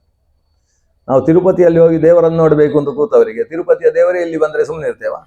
ಹಾಗೆ ಇದು ಈಗ ಕೃಷ್ಣನೇ ನಮ್ಮ ಊರಿಗೆ ಬಂದಿದ್ದಾನೆ ಅಂದರೆ ಒಂದು ದರ್ಶನ ಮಾಡಿ ಬರಬೇಕು ಅಂತ ಪ್ರತಿಯೊಬ್ಬರು. ಅದರಲ್ಲೂ ಹೆಂಗಸರು ಬೆಳಗ್ಗೆ ಎದ್ದು ಮೊಸರು ತಮ್ಮ ಮನೆಯಲ್ಲಿಲ್ಲದೆ ಹೋದ್ರು ನಿಮ್ದ್ರಲ್ಲಿ ಅರ್ಧ ಕೊಡಿ ಅಂತೇಳಿ ಪಕ್ಕದ ಮನೆಯವರು ಮೊಸರು ತಂದು ಕಡಿಯುವುದಕ್ಕೆ ಶುರು ಮಾಡಿದ್ದಾರೆ. ಕೃಷ್ಣನಿಗೆ ದಧಿಮಂತನ ಘೋಷ ನಡೆಯುವ ಮನೆ ಅಂದರೆ ಭಾರಿ ಇಷ್ಟ.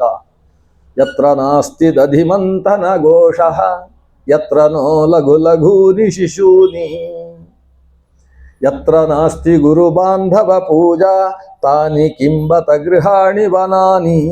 ಹಿಂದಿನವರು ಕೇಳಿದ ಪ್ರಶ್ನೆ ಇದು.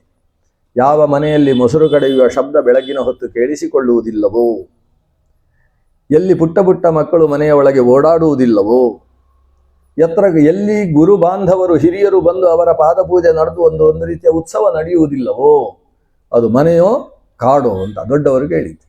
ಆದರೆ ಮನೆಯಲ್ಲಿ ಮೊಸರು ಕಡಿಯುವ ಶಬ್ದ ಕೇಳುವುದನ್ನು ಕೂಡ ಶಂಖಘೋಷ ಜಾಗಟೆಯ ಶಬ್ದಗಳೆಲ್ಲ ಇದ್ದ ಹಾಗೆ ನಮ್ಮ ಪೈಶಾಚ ಶಕ್ತಿಯನ್ನು ದೂರ ಮಾಡತಕ್ಕಂತಹ ದಧಿಮಂಥನ ಘೋಷ ಅದು.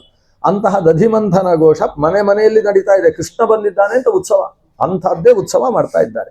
ಬೆಣ್ಣೆ ತೆಗೆದು ಜಾಗೃತಿಯಾಗಿ ಬೆಳ್ಳಿಯ ತಟ್ಟೆಯಲ್ಲಿಟ್ಟು ಇವತ್ತು ಕೃಷ್ಣನ ಮುಂದೆ ಹೋಗಿ ಇದನ್ನು ಒಂದು ಸಲ ನಿವೇದಿಸಿ ಬರಬೇಕು. ಕೆಲವರು ಲಡ್ಡು ಗಿಡ್ಡು ಚಕ್ಕುಲಿ ಎಲ್ಲ ಮಾಡಿರಬೇಕು, ಎಲ್ಲ ವ್ಯವಸ್ಥೆ ಕೃಷ್ಣನಿಗೆ ಕೊಂಡು ಹೋಗಿ ಕೊಡಬೇಕು ಅಂತ. 7 ಗಂಟೆ ಆಗುವುದು ಸಾಧ್ಯ. ಕೃಷ್ಣ ಅಲ್ಲಿ ಅನುಷ್ಠಾನ ಮುಗಿಸಿ ಬಂದರೆ ಅನೇಕ ಗಂಡಸರು ಅನೇಕ ಹೆಂಗಸರೆಲ್ಲ ತಿಂಡಿ ತೀರ್ಥಗಳನ್ನು ಹಿಡ್ಕೊಂಡು ಬಂದಿದ್ದಾರೆ. ಗಂಡಸರು ಅವರಲ್ಲಿಯ ವ್ಯಾಪಾರಿಗಳು, ವಿದರ್ಭ ದೇಶದ ವ್ಯಾಪಾರಿಗಳು, ಅವರೆಲ್ಲ ಬಂಗಾರದ ತಟ್ಟೆಯಲ್ಲಿ ರತ್ನ ವೈಡೂರ್ಯಗಳನ್ನು ಇಟ್ಟುಕೊಂಡು ಬಂದಿದ್ದಾರೆ. ಯಾಕೆಂದರೆ ಕೃಷ್ಣನಿಗೆ ನಿವೇದನೆ ಮಾಡಬೇಕು ಅಂತ. ಅವರ ಪುರೋಹಿತರು ಹೇಳಿದ್ದಾರೆ, ಕೃಷ್ಣನಿಗೆ ನೀವು 10 ಕೊಟ್ಟರೆ ನಿಮಗೆ 100 ಆಗ್ತದೆ ಅಂತ ಹೇಳಿದ್ದಾರೆ. ಇದು ಅದರಿಂದ ವ್ಯಾಪಾರಿಗಳು ಬಹಳ ಚುರುಕು. ಅವರು ಕೃಷ್ಣನಿಗೆ ತಂದು ಒಂದು ಅರ್ಪಿಸಿದರೆ ಅದು ನಮಗೆ ಸಹಸ್ರಮಣವಾಗಿ ನಮಗೆ ಜಾಸ್ತಿ ಆಗ್ತದೆ ಅಂತ ಎಲ್ಲ ಬಂದಿದ್ದಾರೆ. ಕೃಷ್ಣ ತನ್ನ ಅನುಷ್ಠಾನ ಮುಗಿಸಿ ಬಂದವ ಸ್ತ್ರೀಯರು ತಂದಿರತಕ್ಕಂತಹ ಸಮಸ್ತ ಉಡುಗೊರೆಗಳನ್ನು ತನ್ನ ಅರಳಿದ ಕಣ್ಣುಗಳಿಂದ ವೀಕ್ಷಿಸಿದ. ಆ ಪದ್ಮ ಪಲಾಶ ನೇತ್ರನಾದಂತಹ ಭಗವಂತನ ದರ್ಶನ ಮಾತ್ರದಿಂದಲೇ ತಂದವರ ಮುಖವನ್ನೊಮ್ಮೆ ತನ್ನ ಪ್ರೀತಿಯ ಕಣ್ಣುಗಳಿಂದ ನೋಡಿದ. ಅಷ್ಟಕ್ಕೆ ಪ್ರತಿಯೊಬ್ಬರಿಗೂ ತೃಪ್ತಿಯಾಯಿತು. ನಾವು ಏನು ಜೀವನದಲ್ಲಿ ಪಡಿಬೇಕಿತ್ತು ಅದನ್ನು ಪಡೆದಿದ್ದೇವೆ ಅಂತ ಹೇಳುವ ಆ ಭಗವಂತನ ಅನುಗ್ರಹೋನ್ಮುಖತೆಯ ದೃಷ್ಟಿಯ ಮಾತ್ರದಿಂದಲೇ ಅವರು ಸಂಪೂರ್ಣ ಸುಚರಿತ ಗಾತ್ರರಾದರು. ಇವರು ಏನೇನು ತಂದಿದ್ದಾರೆ ರತ್ನ ವೈಡೂರ್ಯ, ಕೃಷ್ಣ ಅದನ್ನು ಮುಟ್ಟಿ ಕಳಿಸಿದ. ಯಾವುದನ್ನು ತಾನು ಸ್ವೀಕರಿಸಲಿಲ್ಲ. ನಾನಿಲ್ಲಿ ಯಾವುದೋ ಬೇರೆ ಕಾರಣಕ್ಕೆ ಬಂದದ್ದು, ನಿಮ್ದೆಲ್ಲ ಕಪ್ಪ ಕಾಣಿಕೆಗಳನ್ನು ಒಯ್ಯುವುದಕ್ಕೆ ಬಂದವ ಅಲ್ಲ, ಉಡುಗೊರೆಗಳನ್ನು ತೆಗೆದುಕೊಳ್ಳುವುದಕ್ಕೆ ಬಂದವ ಅಲ್ಲ, ನೀವು ನನ್ನ ಮೇಲೆ ಶ್ರದ್ಧೆಯಿಂದ ಬಂದಿದ್ದೀರಿ ಅಂತ ಎಲ್ಲರನ್ನು ಮುಟ್ಟಿ ಅವರನ್ನು ಅನುಗ್ರಹಿಸಿ ಕಳಿಸಿದ್ದಾನೆ. ಒಂದು ಸಂದರ್ಭದಲ್ಲಿ ವಿದರ್ಭ ನಗರವೇ ಖಾಲಿ ಆಯಿತು ಅಂತ ಜರಾಸಂಧನಿಗೆ ಆಶ್ಚರ್ಯ. ನಮ್ಮೂರಲ್ಲಿ ಯಾರೂ ಇಲ್ಲ, ಎಲ್ಲ ಕೃಷ್ಣನನ್ನು ನೋಡ್ಲಿಕ್ಕೆ ಹೋಗಿದ್ದಾರೆ. ನಾವು ಊರಲ್ಲಿ ಅವ ಬರಬಾರದು ಅಂತ ಊರ ಹೊರಗೆ ಹಾಕಿದರೆ ಊರು ಖಾಲಿ ಆಗಿ ಅವನಿದ್ದದ್ದೇ ಪಟ್ಟಣ ಆಗಿ ಹೋಗಿದೆ ಅಂತ. 8 ಗಂಟೆ ದಾಟಿತು. ಕೃಷ್ಣ ವನಮಾಲಾಭೂಷಿತನಾಗಿ ಧನುಸ್ಸನ್ನು ಕೈಯಲ್ಲಿ ಹಿಡಿದು ದಾರುಕ ಸಿದ್ಧಗೊಳಿಸಿದ್ದಂತಹ ರಥವನ್ನು ಏರಿ ನಮ್ಮ ಪತ್ರದ ಪ್ರಕಾರ ಯಾವ ಜಾಗಕ್ಕೆ ಹೋಗಬೇಕು ಅಲ್ಲಿಗೆ ಹೋಗು ಅಂತ ಹೇಳಿದ. ಊರ ಹೊರಗಿರತಕ್ಕಂತಹ ಗೌರಿ ದೇವಸ್ಥಾನ, ಅವತ್ತು ನಡೆಸಬೇಕಾದ ಗೌರಿ ಪೂಜೆಗೆ ಊರ ಹೊರಗೆ ಅವಳು ಬರುವವಳಿದ್ದಾಳೆ.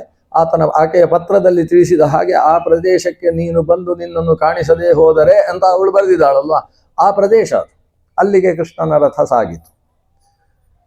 ರುಕ್ಮಿಣೀ ದೇವಿಯು ಕೂಡ ಆ ಕಾಲಕ್ಕೆ ಅನುಗುಣವಾಗಿ 16 ಜನ ಬ್ರಾಹ್ಮಣ ಮುತ್ತೈದೆಯರ ಮುನ್ನೇತೃತ್ವದಲ್ಲಿ ಅವಳು ಕೈಯಲ್ಲಿ ಪೂಜಾ ಅಕ್ಷತ ಪಾತ್ರೆಯನ್ನು ತಾನು ಹಿಡಿದುಕೊಂಡು ಆ ಗೌರಿ ದೇವಳಕ್ಕೆ ಕೃಷ್ಣನನ್ನೇ ಮನಸ್ಸಿನಲ್ಲಿ ತುಂಬಿಸಿಕೊಂಡು ಆಗಮಿಸಿದ್ದಾಳೆ.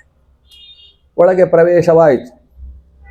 ಈ ವಿಪ್ರ ಸ್ತ್ರೀಯರು, ಅದು ಹಿರಿಯ ಮುತ್ತೈದೆಯರು, ಹೇಗೆ ಪೂಜೆ ಮಾಡಬೇಕು ಅನ್ನೋದನ್ನು ತಾವು ಅನೇಕ ಸಲ ಮಾಡಿಸಿ ಗೊತ್ತಿರತಕ್ಕಂತಹ ಹಿರಿಯ ಮುತ್ತೈದೆ ಪುರೋಹಿತರು, ಅವರದೇ ಪೌರೋಹಿತ್ಯ, ಅವರು ನಿರೂಪಿಸಿದ ಹಾಗೆ ಇವಳು ಗೌರಿಯನ್ನು ಷೋಡಶ ರೂಪದಲ್ಲಿ ಆರಾಧನೆ ಮಾಡ್ತಾಳೆ. ಆದರೆ ಮನಸ್ಸಿನಲ್ಲಿ ಕೃಷ್ಣ ತುಂಬಿದ್ದಾನೆ. ತಾನು ಆರಾಧಿಸ್ತಾ ಇರುವುದು ಕೃಷ್ಣನನ್ನೂ ಅಂತಲೇ ಭಾವಿಸಿಕೊಂಡು ಎಲ್ಲ ಪೂಜೆಯನ್ನು ಕೂಡ ನಿರ್ವಾಹ ಮಾಡ್ತಾಳೆ. ಅವರು ಹೇಳಿದ ಹಾಗೆ ನಿರ್ವಾಹ ಮಾಡಿ 16 ಬಾಗಿನಗಳನ್ನು ಗೌರಿಗೆ ಅರ್ಪಿಸಿ, ಆಮೇಲೆ ಇದೇ 16 ಮುತ್ತೈದೆಯರಿಗೆ ಆ ಬಾಗಿನಗಳನ್ನು ಅರ್ಪಿಸಿ ಅವರಿಗೆ ನಮಸ್ಕಾರ ಮಾಡಿ, ನಿನಗೆ ಮನಸ್ಸಿನಲ್ಲಿ ಹಿತವಾದ ಲೋಕ ಉದ್ಧಾರಕನಾದಂತಹ ಪತಿಯನ್ನು ಪಡಿ ಅಂತ ಅವರಿಂದ ಆಶೀರ್ವಾದವನ್ನು ಪಡಿತಾಳೆ. ಅಷ್ಟು ಪಡೆದು ತಾನು ಕೃಷ್ಣನನ್ನೇ ಹೃದಯದಲ್ಲಿ ತುಂಬಿಸಿ ಆ ಗೃಹದಿಂದ ಹೊರಗೆ ಹೆಜ್ಜೆ ಇಟ್ಟು ಮುಂದೆ ನೋಡಿದರೆ ಒಳಗೆ ಯಾವ ಕೃಷ್ಣನನ್ನು ಕಾಣ್ತಾ ಇದ್ಲೋ ಆ ಕೃಷ್ಣ ರಥದಲ್ಲಿ ಉದಿಪ ಭಾನುವಿನ ಹಾಗೆ ಶೋಭಾಯಮಾನನಾಗಿ ಕಾಣಿಸ್ತಾ ಇದ್ದಾನೆ. ಕೃಷ್ಣನನ್ನು ನೋಡಿದ ಮೇಲೆ ಇವಳಿಗೆ ನಾನು ಎಲ್ಲಿದ್ದೇನೆ ಅನ್ನುವುದು ಪರಿವೇ ದೂರ ಆಯಿತು. ಕೃಷ್ಣನ ಕಡೆಗೆ ಹೆಜ್ಜೆ ಹಾಕುವುದಕ್ಕೆ ಪ್ರಾರಂಭಿಸಿದ್ಲು. ಜರಾಸಂಧ ಬಹಳ ಬುದ್ಧಿಶಾಲಿ. ಅವನಿಗೆ ಒಂದು ಸಮಸ್ಯೆ ಆಯ್ತಂತೆ. ನಾನು ಕೃಷ್ಣನಿಗೆ ಊರ ಹೊರಗೆ ಮನೆ ಮಾಡಿ ಅಂತ ವ್ಯವಸ್ಥೆ ಮಾಡಿದೆ. ಆದರೆ ಸಮಸ್ಯೆ ಏನಾಯಿತು ಅಂತ ಹೇಳಿದರೆ, ಇವಳು ಇವತ್ತು ಪೂಜೆಗೆ ಹೋಗುವ ಜಾಗದಲ್ಲೇ ಆ ಮನೆ ಆಗೋಗಿದೆ. ಆದ್ದರಿಂದ ಈಕೆಯ ರಕ್ಷಣೆಯ ಬಗ್ಗೆ ತುಂಬ ಜಾಗೃತೆ ಬೇಕು ಅಂತೇಳಿ ಬಹಳ ನುರಿತಂತಹ ಸೇವಕರನ್ನು, ಭಟರನ್ನು 7 ಸುತ್ತಿನ ರಕ್ಷಣೆಯಲ್ಲಿ ಆಕೆಗೆ ಕೊಟ್ಟು ಕಳಿಸಿದ್ದಾನೆ. ಅವರಿಗೆ ನಿರ್ದೇಶನ ಕೊಡುವಾಗ ಏನು ಕೊಟ್ಟಿದ್ದಾನೆ, ಇವಳು ಎಲ್ಲಿ ಹೋಗ್ತಾಳೆ ಅಲ್ಲಿಗೆ ರಕ್ಷಣೆ ಕೊಟ್ಟಿದ್ದ. ಅದು ಬಿಟ್ಟು ನೀವು ಹೋಗುವಲ್ಲಿ ಅವಳು ಬರಬೇಕು ಅಂತ ಹೇಳಿಲ್ಲ. ಆದ್ದರಿಂದ ಅವಳು ಯಾವಾಗ ರಸ್ತೆಯನ್ನು ಬಿಟ್ಟು ಶ್ರೀಕೃಷ್ಣನ ರಥದ ಈ ಕಡೆಗೆ ತಾನು ಹೆಜ್ಜೆ ಹಾಕ್ತಾಳೆ, ಅಲ್ಲಿಗೆ ರಕ್ಷಣೆ ಕೊಟ್ಟುಕೊಂಡು ಹೋದ್ರು ಇವರು. ಅಷ್ಟೇ ಅಲ್ಲ, ಒಂದು ಬಾರಿ ಕೃಷ್ಣನ ರಥದಲ್ಲಿದ್ದದ್ದನ್ನು ನೋಡ್ತಾರೆ, ಇವಳ ಮುಖ ನೋಡ್ತಾರೆ. ಇವರಿಬ್ಬರು ಒಟ್ಟಿಗೆ ನಿಂತದ್ದನ್ನೊಮ್ಮೆ ನೋಡಲೇದೆ ಹೋದರೆ ನಮಗೆ ದೇವರು ಕೊಟ್ಟ ಕಣ್ಣಿಗೆ ಬೆಲೆ ಇಲ್ಲ ಅಂತ ಅನಿಸ್ತದೆ. ಅಷ್ಟು ಹೊತ್ತಿಗೆ ಅಲ್ಲಿ ಕೂತಂತಹ ಶಿಶುಪಾಲನ ನೆನಪು ಬೇರೆ ಆಗ್ತದೆ. ಆ ಶಿಶುಪಾಲ ಮತ್ತು ರುಕ್ಮಿಣಿ ಇವರಿಬ್ಬರಿಗೆ ಮದುವೆ ಮಾಡಿದರೆ ಹೇಗಿರ್ತದೆ?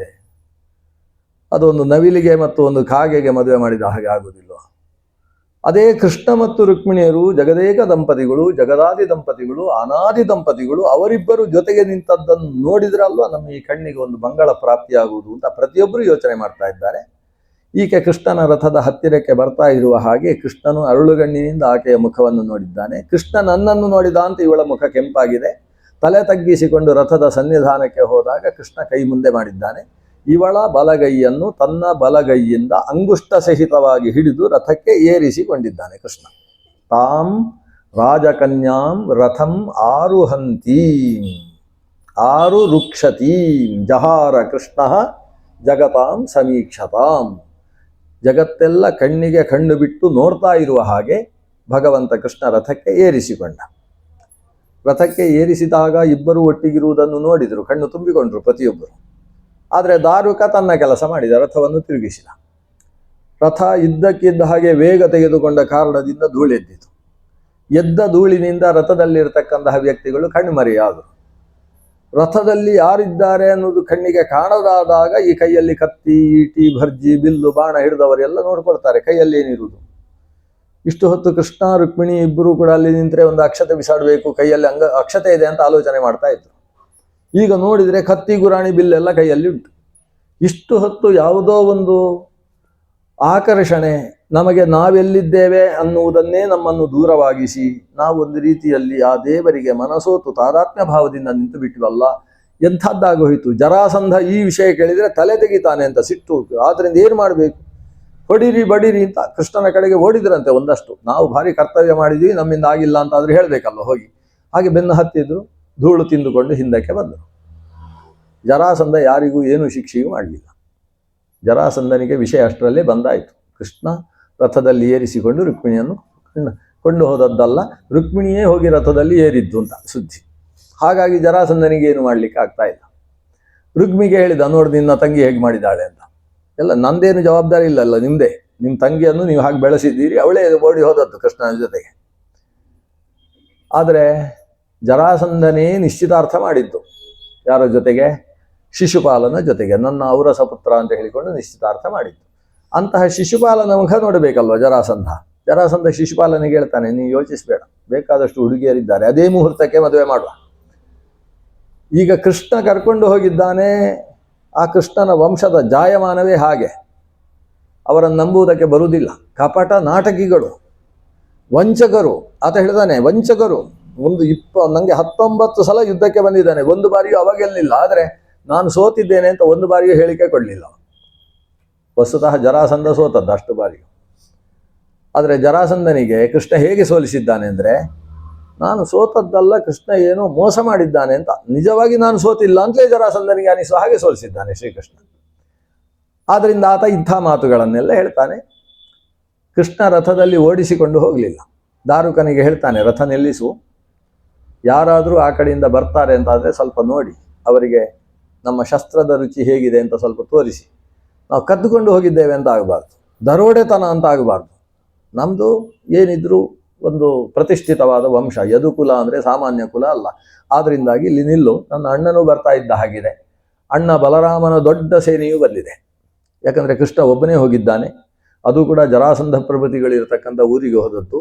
ಆದ್ದರಿಂದ ಕೃಷ್ಣ ತಮ್ಮ ಅತ್ಯಂತ ಪ್ರೀತಿಯವ, ಅವನಿಗೇನಾದರೂ ಅಪಾಯ ಆದರೆ ಅಂತ ಬಲರಾಮ ಬಂದದ್ದಂತೆ ರಕ್ಷಣೆಗೋಸ್ಕರ. ಅಲ್ಲಿ ದೊಡ್ಡ ಯುದ್ಧವೂ ಆಗುತ್ತೆ, ಬಲರಾಮನಿಗೂ ಮತ್ತು ಸೇನೆಗೂ ಯುದ್ಧ ಆಗ್ತದೆ. ಆದರೆ ಕೃಷ್ಣನನ್ನು ಬೆನ್ನಟ್ಟಿ ಬಂದವ ಅಂತ ಹೇಳಿದರೆ ಒಬ್ಬನೇ, ರುಗ್ಮಿ.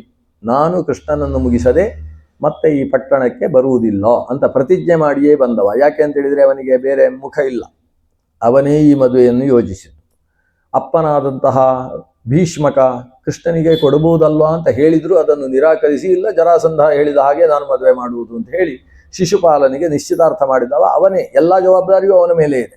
ಸ್ವತಃ ತಂಗಿಯೂ ಒಪ್ಪಲಿಲ್ಲ, ಅಪ್ಪನೂ ಒಪ್ಪಲಿಲ್ಲ, ಬೇರೆಯವರೂ ಒಪ್ಪಲಿಲ್ಲ, ಮಂತ್ರಿಗಳೂ ಇಷ್ಟಪಡುವುದಿಲ್ಲ, ಊರಿನ ಜನರು ಕೂಡ ಈ ಮದುವೆಯನ್ನು ಇಷ್ಟಪಡುವುದಿಲ್ಲ. ಕೃಷ್ಣನಿಗೆ ಕೊಡಿ ಅಂತ ಹೇಳ್ತಾರೆ. ಹಾಗಾದರೆ ಜವಾಬ್ದಾರಿ ಯಾರ್ದು? ಪೂರ್ತಿ ರುಕ್ಮಿಯದ್ದಲ್ವಾ. ಆದ್ರಿಂದ ನಾನು ಈ ಕೆಲಸ ಮಾಡದೆ ಊರಿಗೆ ಪ್ರವೇಶ ಮಾಡುವುದಿಲ್ಲ ಅಂತ ಹೊರಟ. ಆಮೇಲೆ ಅವ ಊರಿಗೆ ಪ್ರವೇಶ ಮಾಡಲಿಲ್ಲ. ಕೃಷ್ಣನ ಕೈಯಲ್ಲಿ ಅವಮಾನಿತನಾಗಿ ಅದೇ ಪ್ರದೇಶವನ್ನು, ಭೋಜಕಟ ಅಂತ ಹೇಳುವ ಪ್ರದೇಶವನ್ನು ತನ್ನ ರಾಜಧಾನಿಯನ್ನಾಗಿಸಿಕೊಂಡು ಅಲ್ಲೇ ರಾಜ್ಯಭಾರ ಮಾಡ್ತಾ ಇದ್ದವ. ಒಂದು ತಪಸ್ಸು ಮಾಡಿದಂತೆ, ಕೃಷ್ಣನನ್ನು ಹೇಗಾದರೂ ಮುಗಿಸಬೇಕು ಅಂತೇಳಿ ತಪಸ್ಸು, ಭಾರಿ ದೊಡ್ಡ ತಪಸ್ಸು. ಆತ ಮಾಡಿದ ತಪಸ್ಸಿಗೆ ರುದ್ರದೇವ ಆಶುತೋಷನಾಗಿ ಬೇಗ ತೃಪ್ತಿ ಹೊಂದಿದ, ಪ್ರತ್ಯಕ್ಷನಾದ. ಏನು ಬೇಕು ಮಗು ಅಂತ ಕೇಳಿದ. ನನಗೆ ಒಂದು ವಿಶಿಷ್ಟವಾದಂತಹ ಧನುಸ್ಸನ್ನು ಕೊಡಬೇಕು. ಆ ಧನುಸ್ಸನ್ನು ಹಿಡಿದ್ರೆ ನಾನು ಯಾವತ್ತಿಗೂ ಸೋಲ್ಬಾರ್ದು. ಯಾರನ್ನು ಸಾಯಿಸಬೇಕು ಅಂತ ಬಯಸಿ ನಾನು ಆ ಧನುಸ್ಸಿನ ಮೂಲಕ ಬಾಣ ಪ್ರಯೋಗ ಮಾಡ್ತೇನೋ ಅವನು ಬದುಕಿ ಉಳಿಬಾರ್ದು. ಹೀಗೊಂದು ವರ ಕೊಡು. ರುದ್ರ ನಗುತ್ತಾ ಹೇಳಿದ, ತೆಗೋ ಧನುಸ್ಸು ಅಂತ. ಒಂದು ಧನುಸ್ಸು ಕೊಡುವಾಗ ಹೇಳಿದ, ಜಾಗೃತೆ, ಪ್ರಪಂಚದಲ್ಲಿ ಕೃಷ್ಣನನ್ನು ಬಿಟ್ಟು ಉಳಿದವರ ಮೇಲೆ ನೀನು ಉಪಯೋಗಿಸ್ಬೋದು. ಅಕಸ್ಮಾತ್ ಕೃಷ್ಣನ ಮೇಲೆ ಉಪಯೋಗಿಸಿದೆಯೋ ಇದು ಮತ್ತೆ ನನ್ನ ಕೈಗೆ ಬರ್ತದೆ ಅಂತ ಹೇಳಿ ಒಂದು ಬಿಲ್ಲು ಕೊಟ್ಟ. ಇವನೇನು ಮಾತಾಡಬೇಕಿವ? ಇವನ ಉದ್ದೇಶ ಇದ್ದದ್ದು ಕೃಷ್ಣನನ್ನೊಬ್ಬನನ್ನು ಮುಗಿಸುವುದಕ್ಕೆ ಬಿಲ್ಲು ಬೇಕು ಅಂತ. ಆದರೆ ರುದ್ರದೇವ ಪ್ರತ್ಯಕ್ಷನಾಗಿ ಕೊಡುವಾಗ, ನೀನು ಕೇಳಿದ್ದೇ ಕೊಡ್ತಾ ಇದ್ದೇನೆ ನೋಡು, ಮಹಾಧನುಸ್ಸಿದು, ಯಾರ ಜೊತೆಗೆ ಹೋರಾಡ್ತೀಯ ಅವರೆಲ್ಲರೂ ಸೋತು ಹೋಗ್ತಾರೆ, ನೀನು ಒಬ್ಬರನ್ನು ಕೊಲ್ಲಬೇಕು ಅಂತಲೇ ನೀನು ಶಸ್ತ್ರ ಪ್ರಯೋಗ ಮಾಡಿಸಿದರೆ ಅವರನ್ನು ಸಾಯಿಸಲಿಕ್ಕೆ ಇದರಿಂದ ಶಕ್ತಿ ಇದೆ. ಆದರೆ ಕೃಷ್ಣನನ್ನೊಬ್ಬನನ್ನು ಬಿಟ್ಟು ಕೃಷ್ಣನ ಮೇಲೆ ಸ್ಪರ್ಧೆಯಿಂದ ಈ ಬಿಲ್ಲೆತ್ತಿದೆಯೋ ಆ ಕ್ಷಣದಲ್ಲಿ ಬಿಲ್ಲು ಮಾಯವಾಗುತ್ತೆ. ಈತ ದಂಡಯಾತ್ರೆ ಮಾಡ್ತಾನೆ. ದಂಡಯಾತ್ರೆ ಮಾಡಿ ಎಲ್ಲವನ್ನೂ ಗೆದ್ದು ಬರ್ತಾನೆ, ದ್ವಾರಕ್ಕೆ ಒಂದನ್ನು ಬಿಟ್ಟು. ಹಸ್ತಿನಪುರಕ್ಕೂ ಹೋಗಿದ್ದಂತೆ. ಹಸ್ತಿನಪುರದಲ್ಲಿ ಭೀಷ್ಮಾಚಾರ್ಯರು ಬಂದ್ರಂತೆ, ಅವರಿಗೆ ನಮಸ್ಕಾರ ಮಾಡಿದಂತೆ. ನಾನು ಹೀಗೆ ನಿಮ್ಮ ಹತ್ರ ಎಲ್ಲ ಮಾತಾಡಿಸಿಕೊಂಡು ಹೋಗಬೇಕು ಅಂತ ಹೇಳಿ ಬಂದದ್ದು ಅಂತ ಹೇಳಿದಂತೆ. ಯುದ್ಧ ಮಾಡಲಿಲ್ಲ. ಯುದ್ಧ ಮಾಡಿದರೆ ಭೀಷ್ಮರು ಕೂಡ ಸೋಲ್ತಾರೋ ಅಂತ ಸಂಶಯ ಇತ್ತು ಅವನಿಗೆ. ಯಾಕೆಂದರೆ ಪರಶುರಾಮ ದೇವರು ಕೊಟ್ಟಂತಹ ಶಸ್ತ್ರ, ಆ ಶಸ್ತ್ರದ ಮುಂದೆ ಈ ರುದ್ರನ ಬಿಲ್ಲು ಹೇಗೆ ನಿಲ್ತದೆ, ಏನಾದರೂ ಅವರ ಗೆಳೆತನ ಸಂಪಾದನೆ ಮಾಡುವ ಅಂತೇಳಿ ಗೆಳೆತನ ಸಂಪಾದನೆ ಮಾಡಿಕೊಂಡು ಹೋಗಿದ್ದ. ಹೀಗೆ ಎಲ್ಲವನ್ನೂ ತನ್ನ ವಶವಾಗಿಸಿಕೊಂಡು ಆತ ರಾಜ್ಯಭಾರ ಮಾಡ್ತಾ ಇದ್ದಂತಹ ಭೋಜಕಟ ಅನ್ನುವ ಪ್ರದೇಶ ಅದು. ಕೃಷ್ಣನ ಮೇಲೆ ಹೋರಾಡುವುದಕ್ಕೆ ಆಗುವುದಿಲ್ಲ ಅಂತ ಆದ ಮೇಲೆ ಅವ ಅಲ್ಲೇ ಕೂತು ರುಕ್ಮಿಣಿಯ ಮೇಲೆ ಅವನಿಗೆ ಪ್ರೀತಿ ತುಂಬ ಇತ್ತಂತೆ. ಒಂದು ಕೃಷ್ಣನನ್ನು ಪ್ರೀತಿಸ್ತಾ ಇದ್ದಾಳೆ ಅಂತ ಒಂದು ಸಿಟ್ಟು ಬಿಟ್ರೆ, ಬೇರೆ ಒಬ್ಬಳೇ ತಂಗಿ ಇತ್ತು, ಅವಳ ಮೇಲೆ ಭಾರಿ ಪ್ರೀತಿ. ಮುಂದಕ್ಕೆ ತನ್ನ ಮಗಳನ್ನು ಕೃಷ್ಣನ ರುಕ್ಮಿಣಿಯ ಮಗನಿಗೆ ಕೊಟ್ಟು ಮದುವೆ ಮಾಡ್ತಾನೆ, ಅಷ್ಟು ಪ್ರೀತಿ ಇತ್ತು. ಇತ್ತ ಕಡೆ ಏನಾಯಿತು, ಶ್ರೀಕೃಷ್ಣ ರುಕ್ಮಿಣಿಯನ್ನು ರಥದಲ್ಲಿ ಕುಳ್ಳಿರಿಸಿಕೊಂಡಿದ್ದಾನೆ. ರುಕ್ಮಿಣೀ ದೇವಿ ಈತ ರುಕ್ಮಿಣಿಯನ್ನು ಸಂಹರಿಸುವುದಕ್ಕೆ ಕತ್ತಿ ಎತ್ತಿದಾಗ ತಾನೇ ಪಾದಕ್ಕೆ ಬಂದು ಕೃಷ್ಣನಿಗೆ ನಮಿಸಿ, ಬೇಡ ಕೃಷ್ಣ ನನ್ನ ಅಣ್ಣ ಅಂತ ಹೇಳಿಕೊಳ್ತಾಳೆ. ರುಕ್ಮಿಣಿಯ ಮುಖವನ್ನು ನೋಡಿ ಬಿಟ್ಟಿದ್ದೇನೆ ಅಂತ ಹೇಳಿಯೇ ಅವನನ್ನು ಉಳಿಸಿದ್ದಾನೆ ಕೃಷ್ಣ. ಆಮೇಲೆ ರುಕ್ಮಿಣಿಯನ್ನು ರಥದಲ್ಲಿ ಏರಿಸಿಕೊಂಡು ನಮ್ಮ ಬಲರಾಮ ದೇವರ ನೇತೃತ್ವದಲ್ಲಿ ದ್ವಾರಕೆಯ ಪ್ರವೇಶ ಆಗ್ತದೆ. ದ್ವಾರಕೆ ಬಹಳ ಸುಂದರವಾಗಿ ಅಲಂಕೃತವಾಗಿದೆ ಅಂತೆ. ದ್ವಾರಕೆಯನ್ನು ಅಷ್ಟು ಚೆನ್ನಾಗಿ ಅಲಂಕಾರ ಮಾಡಿದ್ಯಾಕೆ, ಅವರಿಗೆ ಭಾರಿ ಖುಷಿ. ಏನಂದರೆ, ನಮ್ಮ ಊರಿಗೆ ಅವಮಾನ ಮಾಡಿದಂಥ ವಿದರ್ಭ ದೇಶಕ್ಕೆ ಸರಿಯಾಗಿ ಪಾಠ ಕಲಿಸಿದ್ದಾನೆ ಕೃಷ್ಣ ಅಂತ. ನಮ್ಮ ಊರಿಗೆ ಒಂದು ಆಹ್ವಾನ ಕೊಡಲಿಲ್ಲ, ಕೊನೆ ಪಕ್ಷ ನೀವು ಸ್ವಯಂವರಕ್ಕೆ ಬರಬೇಡಿ, ಆದರೆ ಮದುವೆಯಲ್ಲಿ ಭಾಗವಹಿಸಿ ಅಂತ. ಇಲ್ಲಿ ಕೃಷ್ಣ ಒಂದು 10 ಜನರನ್ನೊಂದು ಕಳಿಸ್ತಾ ಇದ್ನು. ಆದರೆ ಲೋಕಪ್ರಸಿದ್ಧವಾದ ವಿದರ್ಭ ದೇಶದಿಂದ ದ್ವಾರಕೆಯನ್ನು ಅವಮಾನ ಮಾಡಿಸುವಂತಹ ಒಂದು ಕೆಟ್ಟ ಕೆಲಸ ಪ್ರವೃತ್ತಿ ನಡೆದಿದೆ. ಅದಕ್ಕೆ ಕೃಷ್ಣ ಸರಿಯಾಗಿ ಬುದ್ಧಿ ಕಲಿಸಿದ್ದಾನೆ. ರುಕ್ಮಿಣೀ ದೇವಿ ಸೇರುವಲ್ಲಿಗೆ ಸೇರಿದ್ದಾಳೆ. ಅಂತಹ ಯೋಗ್ಯ ದಂಪತಿಗಳ ವಿವಾಹವನ್ನು ಇಲ್ಲಿಯ ತನಕ ನಡೆದಿರಬಾರ್ದು, ಮುಂದಕ್ಕೆ ನಡಿಬಾರ್ದು ಅಂತ ಅಭೂತಪೂರ್ವವಾದಂತಹ ವಿಶಿಷ್ಟವಾದ ಸಂಭ್ರಮದಿಂದ ನಡೆಸಬೇಕು ಅಂತ ಪ್ರಜೆಗಳೆಲ್ಲ ಒಂದಾಗಿ ಇಡೀ ದ್ವಾರಕೆಯನ್ನು ನವವಧುವಿನ ಹಾಗೆ ಸಿಂಗರಿಸಿದ್ದಾನೆ. ನವವಧುವಿನ ಹಾಗೆ ಸಿಂಗರಿಸಿದ್ದು ಅಂದರೆ ಹೇಗೆ, ನವವಧುವಿಗೆ ಬಂಗಾರದಲ್ಲಿ ಅಲಂಕಾರ ಮಾಡುವ ಹಾಗೆ ರಸ್ತೆಗಳಲ್ಲಿ ಬಂಗಾರ ಹಾಕಿ ಅಲಂಕಾರ ಮಾಡಿದ್ದಾರೆ. ಹಾಗಾದರೆ ಎಷ್ಟು ಬಂಗಾರ ಇದ್ದಿರಬೇಕು.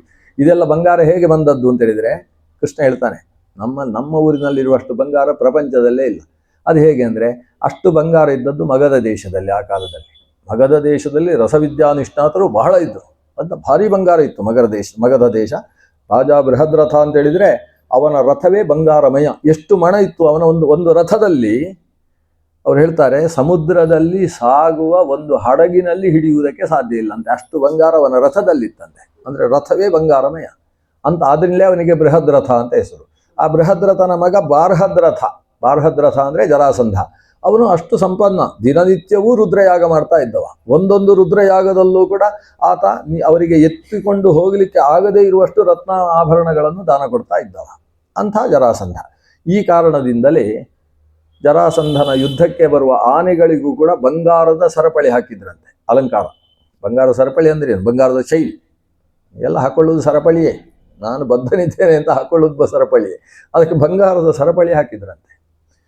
ಕೃಷ್ಣ ಒಂದೊಂದು ಯುದ್ಧದಲ್ಲೂ ಕೂಡ ತಾನು ಬೇರೆ ಬೇರೆ ಥರದ ಕೂಟ ಯುದ್ಧಗಳನ್ನು ಮಾಡಿ ಜರಾಸಂಧನ ಸೇನೆಯನ್ನು ಸಂಹಾರ ಮಾಡ್ತಾನೆ. ಅಲ್ಲಿ ಆನೆಗಳನ್ನು, ಕುದುರೆಗಳನ್ನು, ಅವರ ಆಭರಣಗಳನ್ನು ಎಲ್ಲ ದ್ವಾರಕೆಗೆ ಕಳಿಸ್ತಾನೆ.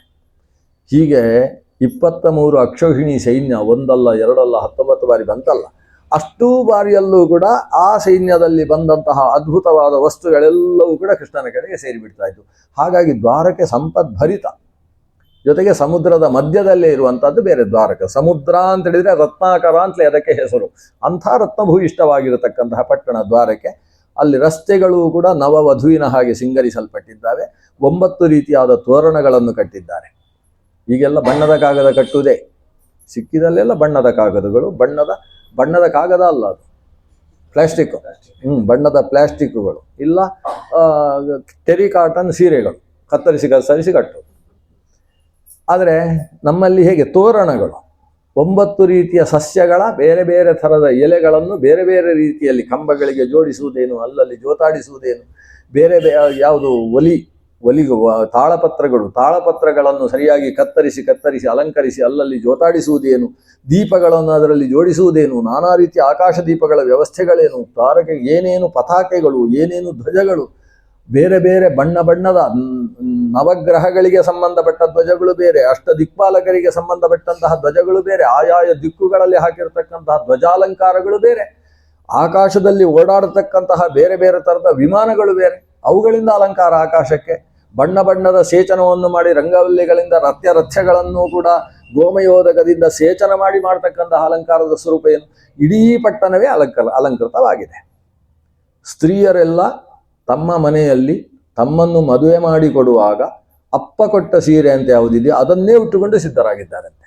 ಯಾಕಂದರೆ ಕೃಷ್ಣನ ವಿವಾಹದಲ್ಲಿ ನಾವು ಜಗ ಇರಬೇಕು ಅಂತ ಎಲ್ಲರೂ ಸಿದ್ಧವಾಗಿದ್ದಾರೆ. ಕೃಷ್ಣ ಬಲರಾಮನ ನೇತೃತ್ವದಲ್ಲಿ ದ್ವಾರಕೆಯನ್ನು ಪ್ರವೇಶಿಸಿದ್ದಾನೆ. ದ್ವಾರಕೆಯಲ್ಲಿ ಒಂದು ದೊಡ್ಡ ಉತ್ಸವ. ದ್ವಾರಕಾಯಾಮ್ ಅಭೂದ್ ರಾಜನ್ ಮಹಾನ್ ಮೋದ ಪುರೌಕಸಾಂ. ಊರಿನ ಜನಕ್ಕೆ ಒಂದು ಭಾರಿ ಸಂತಸದ ವಿಷಯವಾಗಿದೆ. ಮನೆಯಲ್ಲೂ ಕೂಡ ಕೃಷ್ಣ ಸಂಭ್ರಮ ನಡೆಯುತ್ತೆ. ಆ ಮದುವೆಯ ಬಗ್ಗೆ ಶ್ರೀ ವಾದಿರಾಜ ತೀರ್ಥರು ರುಕ್ಮಿಣೀಶು ವಿಜಯದಲ್ಲಿ ವರ್ಣನೆ ಮಾಡಿದ್ದು ಸುಮಾರು 2 ಗಂಟೆ ಬೇಕು ಮದುವೆಯ ಕಥೆ ಹೇಳಲಿಕ್ಕೆ. ನಾವೊಂದು 2 ನಿಮಿಷದಲ್ಲಿ ಮುಗಿಸುವ ಮದುವೆ. ಈಗೆಲ್ಲ ಮದುವೆ 2 ನಿಮಿಷದಲ್ಲಿ ಮುಗಿಯೋದು. ಈ ಮದುವೆಯ ವ್ಯವಸ್ಥೆಯಲ್ಲಿ ಏನು ಮಾಡಿದ್ರು? ಈಗ ರುಕ್ಮಿಣೀ ದೇವಿಯನ್ನು ಕರೆತಂದದ್ದಾಗಿದೆ. ಆದರೆ ಮದುವೆ ಅಂತ ಆಗಬೇಕಾದ್ರೆ ಹೆಣ್ಣಿನ ಪಕ್ಷದವರು ಅಂತ ಒಂದು ವ್ಯವಸ್ಥೆ ಬೇಕು. ಗಂಡಿನ ಪಕ್ಷದವರು ಸ್ವಲ್ಪ ಜಬರ್ದಸ್ತು ತೋರಿಸುವುದಕ್ಕಾದ್ರೂ ಬೇಕಲ್ವಾ? ಅದು ಬೇಕು, ಹೆಣ್ಣಿನ ಪಕ್ಷದವರು ಅಂತ ಬೇಕು. ಇಲ್ಲಿ ಹೆಣ್ಣಿನ ಪಕ್ಷ ಅಂತ ಹೇಳಿದರೆ ರುಕ್ಮಿಣೀ ದೇವಿ ಬಿಟ್ಟರೆ ಯಾರೂ ಇಲ್ಲ. ಆವಾಗ ದ್ವಾರಕೆಯಲ್ಲಿಯೇ ನಾವು ಹೆಣ್ಣಿನ ಪಕ್ಷದವರು ಅಂತ ಒಂದು ಗುಂಪು ಸಿದ್ಧವಾಯಿತು ಮದುವೆ ನಡೆಸುವುದಕ್ಕೋಸ್ಕರ. ಈಗ ಹೇಗೆ ಶ್ರೀನಿವಾಸ ಕಲ್ಯಾಣ ಮಾಡಬೇಕಾದ್ರೆ ಆ ಕಡೆ ಈ ಕಡೆ 2 ಗುಂಪು ಮಾಡಿಕೊಳ್ತೇವಲ್ವ, ಹಾಗೆ ಇದು ವಿದರ್ಭ ದೇಶದ ಕಡೆ, ಇದು ಶ್ರೀಕೃಷ್ಣನ ಕಡೆ ಅಂತ. ಅದರಲ್ಲಿ ಮಹಾಜ್ಞಾನಿಗಳಿದ್ದಾರೆ, ಪುರೋಹಿತರು ಇದ್ದಾರೆ, ಮುತ್ತೈದೆಯರು ಇದ್ದಾರೆ, ಜೊತೆಗೆ ನಿಕಟ ಸಂಬಂಧಿಗಳಿದ್ದಾರೆ, ಮಂತ್ರಿಗಳು ಇದ್ದಾರೆ, ಉದ್ಧವ ಪ್ರಭೃತಿಗಳು ಸೇರಿದ್ದಾರೆ. ಆ ಕಡೆ ಒಂದು ಪಕ್ಷ, ಈ ಕಡೆ ಒಂದು ಪಕ್ಷ. ಈ ಪಕ್ಷದಲ್ಲಿ ಪರಸ್ಪರ ಮೊದಲು ನಿಶ್ಚಿತಾರ್ಥ ಮಾಡೋಣ ಅಂತ ಕೂತಿದ್ದಾರೆ. ಕ್ರಮ ಪ್ರಕಾರ ನಡಿಬೇಕು. ವಿವಾಹದ ಯಾವ ಪ್ರಕ್ರಿಯೆಯೂ ಬಿಟ್ಟು ಹೋಗಬಾರ್ದು. ಗರ್ಗಾಚಾರ್ಯರು ಕೂಡ ಪುರೋಹಿತರಾಗಿದ್ದಾರೆ. ಅವರ ನಿರ್ದೇಶನದ ಪ್ರಕಾರ ಮೊದಲು ಪರಸ್ಪರ ಕೊಂಡುಕೊಳ್ಳುವುದರ ಬಗ್ಗೆ ವಾಗ್ದಾನ ಪ್ರಕ್ರಿಯೆ ನಡಿಬೇಕು ಅಂತ. ವಾಗ್ದಾನ ಪ್ರಕ್ರಿಯೆಯಲ್ಲಿ ಪ್ರಶ್ನೆ ಈ ಕಡೆಯಿಂದ, ನಾವು ಹೆಣ್ಣು ಕೊಡುವುದಕ್ಕೆ ಸಿದ್ಧ, ಆದರೆ ನಮ್ಮ ಹೆಣ್ಣನ್ನು ಯಾವುದೇ ಹೆಚ್ಚು ಕೆಲಸ ಮಾಡಿಸಬಾರ್ದು.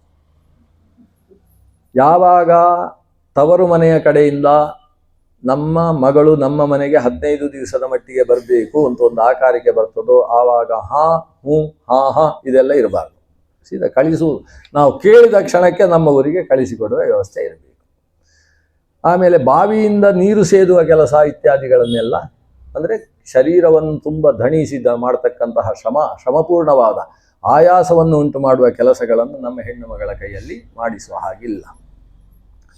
ಬಗ್ಗಿ ಎಲ್ಲವನ್ನೂ ಗುಡಿಸಬೇಕು, ಒರೆಸಬೇಕು, ಇಂಥ ಕೆಲಸಗಳು, ಬಗ್ಗುವ ಕೆಲಸ ಎಲ್ಲ ಆಗೋದಿಲ್ಲ. ತಲೆ ಎತ್ತಿ ಮಾಡುವ ಕೆಲಸ ಇದ್ದರೆ ಕೊಡ್ಬೋದು ನಮ್ಮ ಹೆಣ್ಣು ಮಗಳಿಗೆ, ಅಂಥ ಕೆಲಸಗಳನ್ನು ಕೊಡುವ ಹಾಗಿಲ್ಲ. ಇನ್ನೊಂದು 14 ಉಂಟು ವಿಷಯ, ಒಂದು 3-4 ಮಾತ್ರ, ಆಮೇಲೆ ಜಾಸ್ತಿ ಹೇಳಿದರೆ ಆಮೇಲೆ ಉಳಿದವರು ಶುರು ಮಾಡಿದರೆ ಕಷ್ಟ. ಇಲ್ಲಿ ಇಂಥ ವಿಷಯಗಳನ್ನೆಲ್ಲ ಇವರು ಮಾತಾಡಿದರು. ಇಷ್ಟು ವಿಷಯ ಮಾತಾಡಿದರೆ ಆ ಕಡೆಯಿಂದ ಶ್ರೀಕೃಷ್ಣನ ಕಡೆಯವರು ಕೂತವರು ಹೇಳ್ತಾರೆ, ಏನು ಕಷ್ಟ ಇಲ್ಲ, ನಿಮಗೆ ಅಂಥ ದೊಡ್ಡ ಸಮಸ್ಯೆ ಯಾವುದೂ ಇಲ್ಲ. ಇವಳಿಗೆ ಒಂದೇ ಒಂದು ಕೆಲಸ ಏನು ಅಂದರೆ, ನಮ್ಮ ಯಜಮಾನರು ಕೃಷ್ಣ ಅವನ ಒಂದು ಮನೆಯನ್ನು ನೋಡಿಕೊಳ್ಳುವ ಜವಾಬ್ದಾರಿ ಉಂಟು. ಅವರು ಏನು ಕೆಲಸ ಮಾಡಬೇಕು ಅಂತಿಲ್ಲ. ಕೆಲಸ ಮಾಡುವುದಕ್ಕೆ ಬೇಕಾದಷ್ಟು ಕೈಗೊಂದು, ಕಾಲಿಗೊಂದು, ಬೆರಳಿಗೊಂದು, ಉಗುರಿಗೊಂದು ಅಂತ ವ್ಯವಸ್ಥೆ ಉಂಟು. ಪ್ರತಿಯೊಂದಕ್ಕೂ ಜನ ಇದ್ದಾರೆ, ಮಾಡಿಸುವುದಷ್ಟೇ ಇವಳ ಜವಾಬ್ದಾರಿ. ಚಿಕ್ಕ ಮನೆ ಅಲ್ಲ, ದೊಡ್ಡ ಮನೆಯೂ ಅಲ್ಲ. ಯಾಕಂದರೆ ಬರೀ 14 ಅಂತಸ್ತಿನ ಮನೆ, 14 ಅಂತಸ್ತಿನ ಚಿಕ್ಕ ಮನೆ. ಈ 14 ಅಂತಸ್ತಿನ ಮನೆಯಲ್ಲೂ ಕೂಡ ನಮ್ಮ ದೇವರಿರುವುದು ಬರೀ ಚಿಕ್ಕ ಮನೆಯಲ್ಲಿ. ಅಷ್ಟು ದೊಡ್ಡ ಮನೆಯಲ್ಲಿ ದೇವರ ಮನೆ ಅದು ಚಿಕ್ಕದೇ. ಅದರಿಂದ ಚಿಕ್ಕ ಮನೆಯ ಯಜಮಾನ ಆ ಮನೆಯನ್ನು ನೋಡಿಕೊಳ್ಳುವುದಕ್ಕೆ ಎಲ್ಲ ಬ್ರಹ್ಮಾದಿ ದಾಸ ವೃಂದವೇ ನಿಂತಿದೆ. ನಾನು ಅಂತ ಒಂದು ಕಣ್ಣಾಡಿಸಿ ಹೇಳಿದರೆ ಆಯ್ತಷ್ಟೇ. ಹುಡಿ ನೋಟ ಮಾತ್ರದಿಂದ ಎಲ್ಲ ಕೆಲಸಗಳು ನಡೆದು ಹೋಗ್ತವೆ.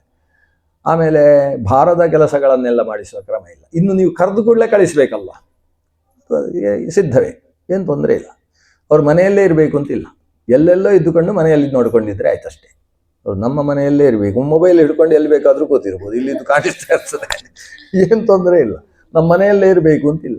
ಮತ್ತೆ ನಾವು ಯಾವಾಗ ಬೇಕಾದರೂ ಕಳಿಸಿಕೊಡ್ಬೋದು. ಆದರೆ ಅವರು ಬರುವುದಿಲ್ಲ ಅಂತ ಹೇಳಿದರೆ ನಾವೇನು ಮಾಡಲಿಕ್ಕೆ ಆಗೋದಿಲ್ಲ. ನಾವು ಕಳಿಸುವುದು ದೊಡ್ಡ ವಿಷಯ ಅಲ್ಲ, ಅವರು ಬರ್ತೇನೆ ಅಂತ ಹೇಳ್ಬೇಕಾದ್ರು. ನೀವು ಭಾಗ್ಯದ ಲಕ್ಷ್ಮಿ ಬಾರಮ್ಮ ಅಂತ ಕರೆಯೋದು, ನಾನು ಬರಲಾರೆ ಅಂತ ಅವಳು ಕೂತ್ಕೊಳ್ಳೋದು.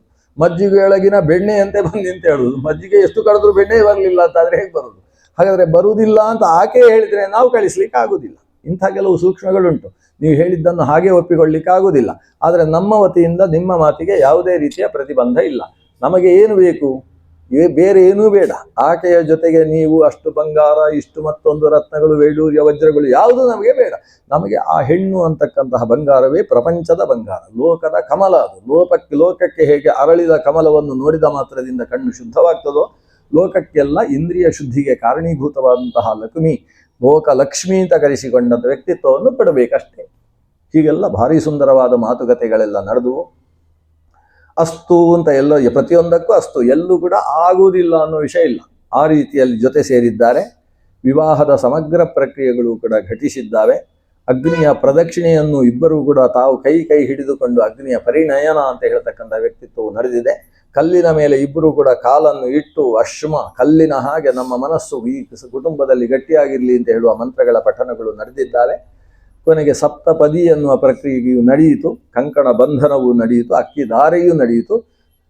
ಜೊತೆಗೆ ಲೋಕ ಕಲ್ಯಾಣ ಹೇತುವಾಗಿ ಕಂಠೆ ಬದ್ನಾಮಿ ಸುಬಗೆ ಸಾಜೀವ ಶರದ ಶತಂ ಮಾಂಗಲ್ಯ ತಂತುನಾನೇನ ಲೋಕ ಜೀವನ ಹೇತುನ. ಲೋಕದ ಜನರೆಲ್ಲರೂ ಸರಿಯಾಗಿ ಜೀವನ ನಡೆಸಬೇಕು ಅನ್ನುವ ಉದ್ದೇಶದಿಂದ ಈ ಬಂಧನ ನಮ್ಮಿಂದ ಮಾಂಗಲ್ಯದ ಬಂಧನ ನಡೀತದೆ. ಈ ಮಂಗಲ ಬಂಧನ ಅನ್ನುವುದೇ ಲೋಕಕ್ಕೆ ಮಾಡಿದ ಮಂಗಲ ಬಂಧನ.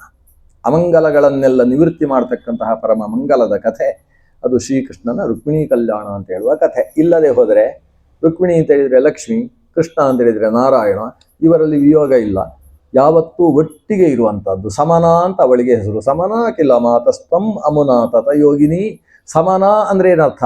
ಸಮಹ ನ ಯಸ್ಯಾಹ, ಇವಳು ಅವನು ಎಲ್ಲಿದ್ದಾನೆ ಅಲ್ಲೆಲ್ಲ ತುಂಬಿರತಕ್ಕಂಥವಳು ಇವಳು. ಸಮ, ಇಬ್ಬರೂ ಕೂಡ ಒಟ್ಟಿಗೆ ವ್ಯಾಪ್ತರಾದವರು ಅಂತ ಸಮನ ಅನ್ನುವ ಶಬ್ದದ ಅರ್ಥ.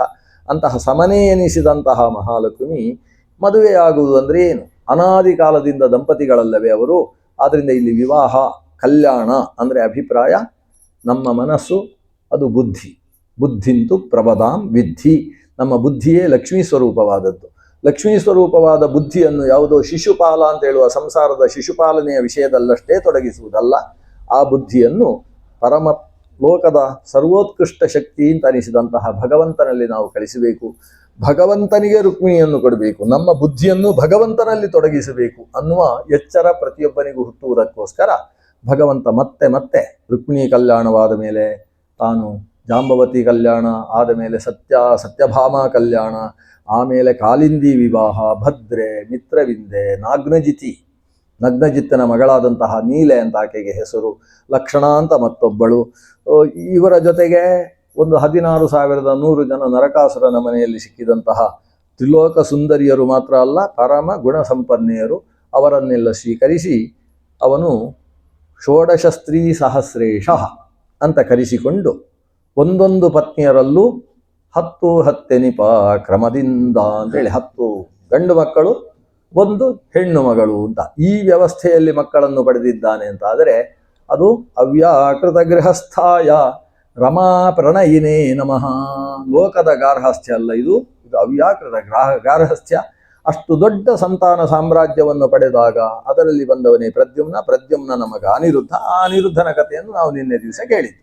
ಆದ್ದರಿಂದ ಶ್ರೀಕೃಷ್ಣನ ಸಂತಾನದ ವಿಸ್ತಾರವನ್ನು ಶ್ರವಣ ಮಾಡುವುದರಿಂದ ನಮ್ಮಲ್ಲೂ ಯೋಗ್ಯ ಮಂಗಳ ಕರ್ಮಗಳು ನಡೆದು ನಮ್ಮ ಗೋತ್ರಾಭಿವೃದ್ಧಿಯೂ ಕೂಡ ಆಗ್ತದೆ ಅನ್ನುವುದು ಹರಿವಂಶ ಕಥೆಯ ಶ್ರವಣದಿಂದ ಸಿಗುವ ವಿಶಿಷ್ಟವಾದ ಫಲ. ಎಲ್ಲಕ್ಕಿಂತ ಮುಖ್ಯವಾಗಿ ಜ್ಞಾನಭಕ್ತಿ ವೈರಾಗ್ಯಾಭಿವೃದ್ಧಿ ಅನ್ನೋದು ಕಥಾಶ್ರವಣದ ಮುಖ್ಯವಾದ ಫಲ. ಆ ಫಲವನ್ನು ಭಗವಂತ ಅನುಗ್ರಹಿಸಲಿ ಅಂತ ಪ್ರಾರ್ಥನೆ ಮಾಡ್ತಾ ಈ 4 ದಿವಸದ ಉಪನ್ಯಾಸವನ್ನು ಒಟ್ಟಿಗೆ ಸೇರಿ ಭಗವಂತನಲ್ಲಿ ಸಮರ್ಪಣೆ ಮಾಡೋಣ. ಇದರದ್ದೊಂದು ಉಪಸಂಹಾರ ಅಂತ ನಾಳೆ 15 ನಿಮಿಷದಿಂದ ಅರ್ಧ ಗಂಟೆಯ ಕಾಲ ನಾಳೆ ಶ್ರೀಕೃಷ್ಣನ ಸನ್ನಿಧಾನದಲ್ಲಿ ಬೆಳಗ್ಗೆ 11:15 ಅಂತ ಆಲೋಚನೆ ಮಾಡಿದ್ದೇವೆ. ಆ ಕ್ರಮದಲ್ಲಿ ನಡೆಸೋಣ. ಭಗವಂತ ಪ್ರೀತನಾಗಲಿ. ಬಹಳ ಒಳ್ಳೆಯ ಕೆಲಸ. ಮನೆ ಚಿಕ್ಕದು ಅಂತೇಳಿ ಯಾವುದೇ ದೊಡ್ಡ ಕೆಲಸ ಬಿಡುವ ಹಾಗಿಲ್ಲ. ಮನೆ ಚಿಕ್ಕದು ಅನ್ನೋದು ನಾವು ಅಂದುಕೊಂಡ ಹಾಗೆ, ಇದು ದೊಡ್ಡದು ಅಂತ ಅಂದ್ಕೊಂಡ್ರೆ ದೊಡ್ಡದು, ಚಿಕ್ಕದು ಅಂತ ಅಂದ್ಕೊಂಡ್ರೆ ಚಿಕ್ಕದು. ನಮ್ದು ದೊಡ್ಡದಿದೆ, ನೀವು ಬರಬೇಕು ಅಂತ ಬಂದು ಅವರು ಬಂದವರಿಗೆ ಚಿಕ್ಕದು ಅಂತ ಅನಿಸಿದ್ರೆ ನಾವೇನು ಮಾಡ್ಲಿಕ್ಕೆ ಆಗುದಿಲ್ಲ. ಅದರಿಂದ ಮನೆ ಚಿಕ್ಕದು ಅಂತ ದೊಡ್ಡ ಕೆಲಸಗಳನ್ನು ನಿಲ್ಲಿಸದೆ ಶ್ರದ್ಧೆಯಿಂದ ಒಳ್ಳೆಯ ಕೆಲಸವನ್ನು ಇಷ್ಟು ಜನರು ಸೇರಿ ಮಾಡಿದ್ದೀರಿ, ಶ್ರದ್ಧೆಯಿಂದ ಶ್ರವಣ ಮಾಡಿದ್ದೀರಿ. ಎಲ್ಲರಿಗೂ ಭಗವಂತ ಶ್ರೇಯಸ್ಸನ್ನು ಮಾಡಲಿ ಅಂತ ದೇವರಲ್ಲಿ ಪ್ರಾರ್ಥಿಸ್ತೇನೆ. ಶ್ರೀಕೃಷ್ಣ ಅರ್ಪಣಮಸ್ತು.